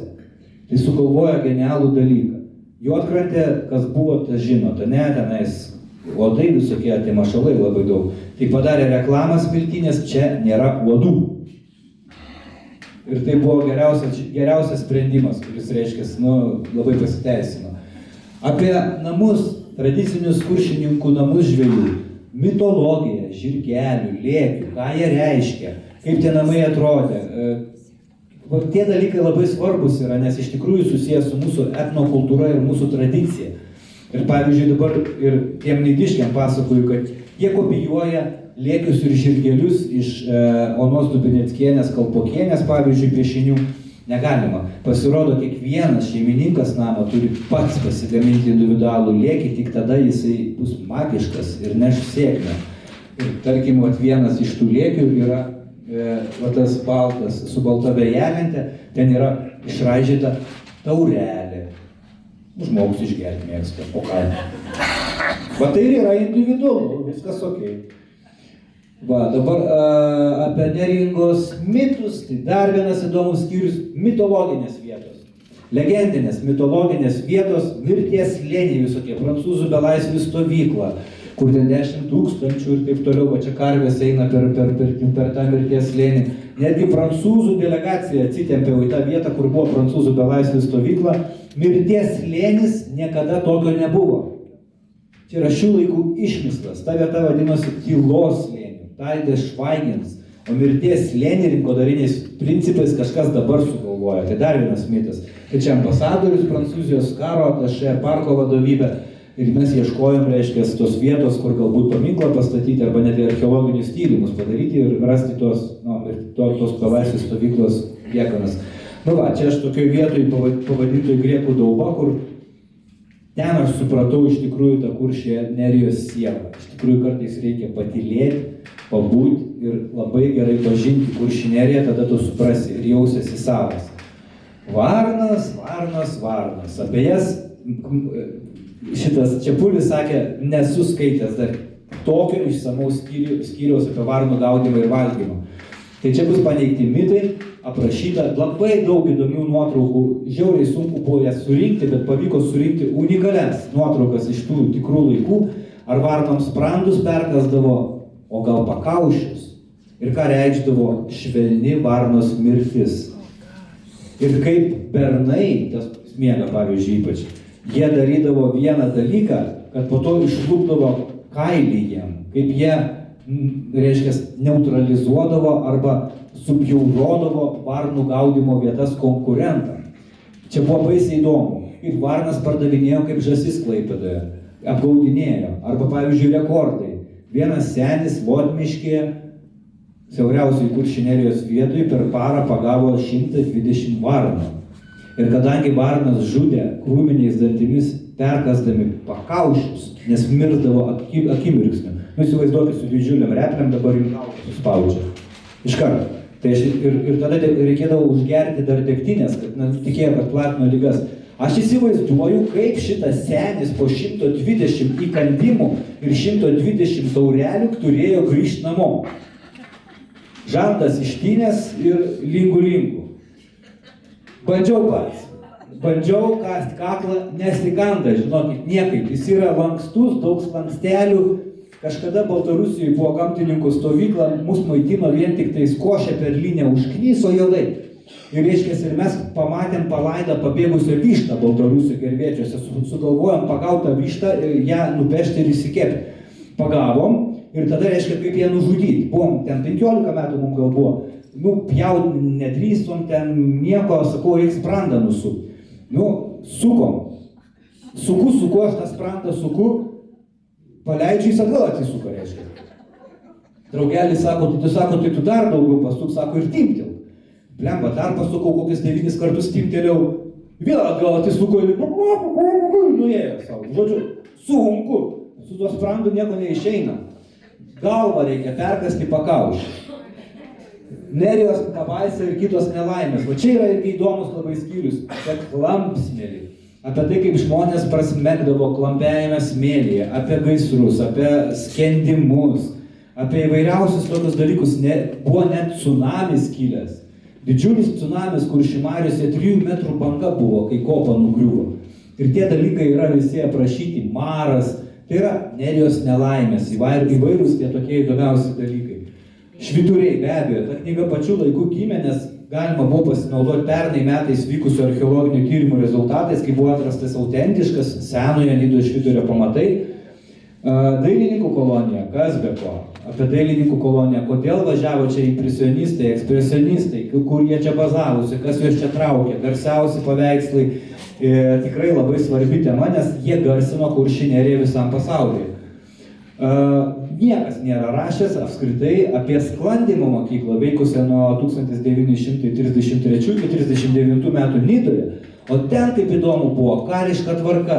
Jie turėjo savus ritualus, jie turėjo savos bausmes, jie tyčiodavosi labai draugiškai. Pavyzdžiui, ką reikšdavo pasodinti agurką. Reikšdavosi plotis su sklandytuvu pilvu į smėlį, tai reiškia pasodinti agurką. Turėjo savitų, reiškia, terminų. Kodėl tai svarbu? Jeigu dabar valstybėse pažangos rodiklis yra IT, ar ne, dabar dronai turbūt, bet iš tikrųjų aukštosios technologijos ir taip toliau, tais laikais tarpukariu, va čia žiūrėkit, kokia mūsų Lietuva kieta buvo, valstybės išsivystymo lygis buvo aviacija. Štai kodėl buvo Kaune aviacijos, reiškia, sklandymo mokykla ir Nidoj, nes sklandytojai vėliau tapdavo lakūnais normaliais. Ir čia ne vienas rekordas yra pamuštas. Na, antrojo pasaulinio karo pėdsakai. Labai daug jų yra. Bus išsamei aprašyta su unikaliu žemėlapiu beje. O čia yra tiltelis, prie kurio švartodavosi povandeniniai rusų laivai. Sovietiniai, slapta vieta. Ir bunkeriai, ir žemėlapis antro pasaulinio karo, va čia tas nespalvotas, tai čia yra ties naująją perkėlą nufotografuota. Gyvoji gamta, na va, minėjau, apie smėlyno augalus jau pasakojau, apie pajūrinę zundą, Kuršių nerijos nacionalinio parko simbolius. Pavyzdžiui, ar žinojot, kad Šekspyro laikais ją vadino Eringiumu. Ir lotiniškai yra Eringium maritimus afrodiziakas. Štai kodėl šernai taip mėgsta ir taip dauginas Kuršių nerijoje. Jie rydavo zundų šaknis, jos yra salsvai, jūs tai nebeginkit, raudonoji knyga. Bet iš esmės atseit buvo afrodiziakas, tai čia va tokių inkliuzų. Tai va toj knygoj dar kas yra įdomu, kad aš esu paranklijos, yra ne vien tekstai, bet yra, kaip matot, daugumoje vietų, sakykime, yra kur nors, pavyzdžiui, kad skaitytųsi įdomiau, pavyzdžiui, kitų šriftų kažkokio žymaus žmogaus citata tą temą. Tada kitoj vietoj, pavyzdžiui, istorijos inkliuzas koks nors, sakykime, apie tą temą parašytas kažkoks atskira, tokia kaip, faktas kažkoks toksai išimtas. Paukščių migracija, be abejonės, labai svarbi knyga, tai yra europinė, pasaulinis paukščių migracijos kelias. Vėlgi bus aprašyta, o kodėl jie čia migruoja, kaip čia viskas vyksta, kokie kiekiai, kada stebėti tos paukščius. Ar jiem patinka migruoti, kai į nugarą pučia vėjas, ar kai į snapą, ir kas juos gaudo, ir kas labiausiai kanda, kai juos reiškia žieduoja. Tai čia bus dar vienas skyrius, priedis, Neringos safaris. Tai čia labai irgi įdomus skyrius, ar žmogus tarp žvėrių gyvena Kuršių nerijoje, ar žvėris tarp žmogaus, juk miške. Ir čia yra nieko nuostabaus, kai pas tave į kiemą ateina priedis obuolių pavalgyti, meškėnai visokie, lapės, pavyzdžiui, kapinėse urvelius rausia. Ir tai yra toks, kaip safaris. Šiaip tarp kitko įdomus ir dalykas istorinis. Tomas Manas, jo dukteris, kai gyveno Kuršių nerijoje Nidoj, vasarą, mano dukteris buvo pamišusios dėl briedžių. Joms žiauriai patiko briedžiai. Tai vietiniai iš tikrųjų užsiminėjo safariu. Kas buvote Egipte? Turbūt visi važiavot pažiūrėti beduinų, kurie dažnai, aš važiavau, bet dažnai tie beduinai būna ne beduinai, persirengia, kai žinot, kai ta nindzės, nieko nesimato, ta prasme, tik akis, bet man pasisekė tikri beduinai buvo, nes jie dantų neturi priekinių, ta prasme, tai liepiau parodyti. Tai, žodžiu, verslas. Tai čia irgi panašiai, vaikai uždarbiaudavo, Manas sumokėdavo pinigų, pasisodindavo dukras į vežimą ir yra netgi iki dabar briedžių miškas, vadinasi, į šiaurę nuo Nidos, ties pervalką. Ten važiuodavo ir ten yra briedis, realiai viena porelė gyvena. Ir tie vaikai, jau žino, kad Manas atvažiuoja, jie pabaido ir važiuoja ir briedis pereina. O, pamatė briedį, kaip smagu. Tada, reiškia, specialiai būdavo maršrutas toks, kad jie supilo lanką, vaikai tą patį briedį pavaro į kitą vietą, tie suka lanką, reiškia, vėl tą patį briedį pamato, dar vienas briedis, tėvelį, kaip smagu. Grįžtant, jie vėl tą briedį pargena į kitą vietą ir tokiu būdu jie mato 3 briedžius ir galvoja, ui, čia kiek briedžių, ir tada pasileidžia garsas, o iš tikrųjų tą patį briedį užvaikydavo. Tai va tokių gudrybių imdavosi, tai čia, ne safaris, tikras safaris. Apokalipsė, tai čia vėlgi yra įdomus dalykas, Kuršių nerija siaura, ilga ir čia būna įvairiausių apokalipsinių reiškinių. Grambolių antplodis, galbūt klaipėdiečiai dar atsimena, kai mūsų paplūdimiai visi buvo gramboliais nukloti, kad jie ir traškėdavo tiesiog praktiškai. Arba uodų trūklių, ne pavasariniai, gegužės mėnesį, kur būna visa simfonija, ten Mozartas groja. Arba būna, pavyzdžiui, visokiausių čia vat, su tais juodais trukliais, Vilniaus knygų mugėje ties ta vieta aš paspringau ir žmonės iščiuvo burną. Nes labai greit reikėjo šnekėti, žmonės galvojo, kad čia surežisuota, bet iš tikrųjų paspringau. Labai įdomu. Liuteronai evangelikai buvo labai geri giedotojai, stiprus balsai. Ir iki šiol turbūt, taip yra tradicija, tai jie be giedodami paspringdavo nuo odų. Tai va, įsivaizduoju, ko ne apokalipsė. Kormoranai, kai be jų, tai va čia bus įdomu paskaityti, kad tas kormoranas, kur jau tie mitai žvejų prigalvoti, kad 2 kilus per parą suėda, ir kur iš tikrųjų yra įdomumas kormoranų kolonijos, kaip gamtoje niekas nebūna tuščia. Gamtoje kažkas miršta, bet tas, kas mirė, užleidžia vietą kitam, kitai gyvybei. Ir čia ir yra aprašytas tas dalykas, net ir Rūgštus miškas sukurtas yra filmas, ir tas kormoranas net atviruką vaja išleido. Tai tam didžiajam kormoranui yra skyrius. Nu ir kaip be briedžio. Skyrius skirtas mūsų mažosios Lietuvos simboliui, vargais negalais patvirtintam tik pernai, ane? Ir briedis dar kažkoks pustrenktis. Žiūrėkit, kaip žirgas va taip stovi, nu briedžiai taip nestovi. Tai tie Vilniui visiškai kukūtenais yra. Briedis jisai, kai gazdinais, atsistoja ant priekinių 2 kojų, o taip va ir... O čia kaip žirgas reiškia. Nu briedžiai taip nedaro, tai žirgabriedis kažkoks. Tai prasme, tai nesąmonė, bet tiek to. Aš tai, pavyzdžiui, tokias vėliavas net nenaudoju, be briedžio, nes briedis žirgas čia kažkoks hybridas. Briedis buvo ant mūsų talonų. Kas prisimena, ta ne, va toks turi būti briedis, jūs didus, einantis, gražus briedis, o ne kažkoks, kaip, nežinau, amfetamino prisirijęs ten. Tai iš esmės briedžiam irgi yra skyrius, va čia yra smiltynės briedis, žymybė, kuris tarpukario ateidavo į smiltynę kiekvieną dieną 12 valandą maudytis. Ir išeidavo, ir žmonės magindavo jį fotografuoti, jisai toks buvo senis, ir čia tų istorijų yra labai nemažai. Na ir ką? Mato, turinys, aš čia dar ne viską aptariau, kai kurios skyrius praleidau, žinokit, nes čia neužtektų laiko. Tai va, tai ta knyga, aš manau, kad tas rezonansas ir buvo toks. Čia mano dar ne žmona, bet kai dar buvo jauna ir blondinė, tai mes vat keliavom pėsčiom Marių dugnu iki Pervalkos Švyturio, ją vedžiau, nemėgstamai Kuršių nerijos, ypač dėl tos knygos. Čia pirmam pristatyme buvo klausimas, kaip jūsų žmona reagavo į tai, kad jūs 7 metus knygą dirbot, sakau, blogai. Tai žodžiu, bet ta knyga, matyti, jinai sukėlė pažinimo alkį, nes atrodo, kuo žymesnė vieta, kuo labiau mes ją eksploatuojam, linksniuojam, bet nepažįstam. Tai va šita knyga padės žymiai giliau pažinti Kuršių neriją, o pažinus, tikiuosi, pamilti, o pamilus saugoti. Ir ačiū uždėmesį.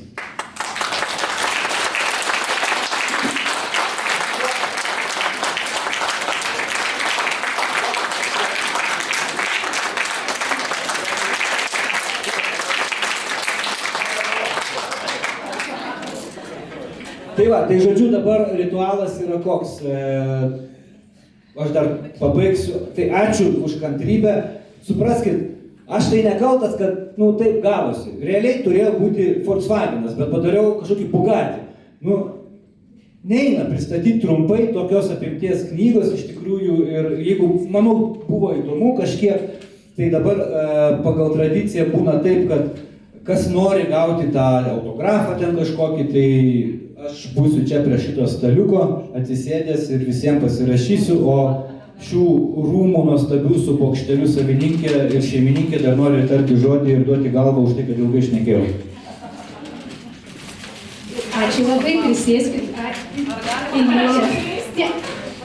Prašau leisti ir man žodį pasakyti, 2 valandas tikrai nesakysiu. Labai trumpai. Pirmiausia, kaip Mėlynosios bibliotekos atstovė noriu padėkoti, kad pernai pristatęs knygą apie Švyturį, Švyturio fenomenas. Tai va čia ir nusifotografavau prie Švyturio specialiai. Pernykštė nuotrauka. Šiemet sutikote pristatyti ir šią knygą, Kuršių nerijos knygą. Labai brangų, vertingą leidinį. Kaip Kanto bibliotekos atstovė noriu padėkoti už tai, kad ir pasidžiaugti, kad konkurse Klaipėdos knyga 2025 dalyvauja šitas leidinys, vertingas leidinys, už kurį Kviečiu balsuoti arba išeinant ant staliuko, arba www.biblioteka.lt. Jūsų balsai bus labai svarbus. Ir kaip ir žmogus, nuo visų žmonių noriu padėkoti už jūsų tokį didelį darbą, prasmingą darbą. Turbūt reikia pasakyti ir spalvą to darbo. Juodą darbą, ne? Smėlio, gidu, smėlio. Tai ačiū labai, Denisai. Išmoksiu. Ačiū, kad pakvietėte. Maža dovanėlė nuo bibliotekos prasmingų smėlių. Prasmingų jums darbų ir lauksim kitais metais. Ačiū labai. Kažkas norėjo klausimą užduoti, jeigu labai svarbus užduokite, jeigu ne, tai tada neužduokite. Kai rinkot medžiagą, sakykit, prašau, Raganų kalnas. Taip. Jis yra neteisingas pavadinimas. Raganų kalnas tikrasis yra... Tikrasis pavadinimas. Paskaitykit knygą, viskas ten parašyta.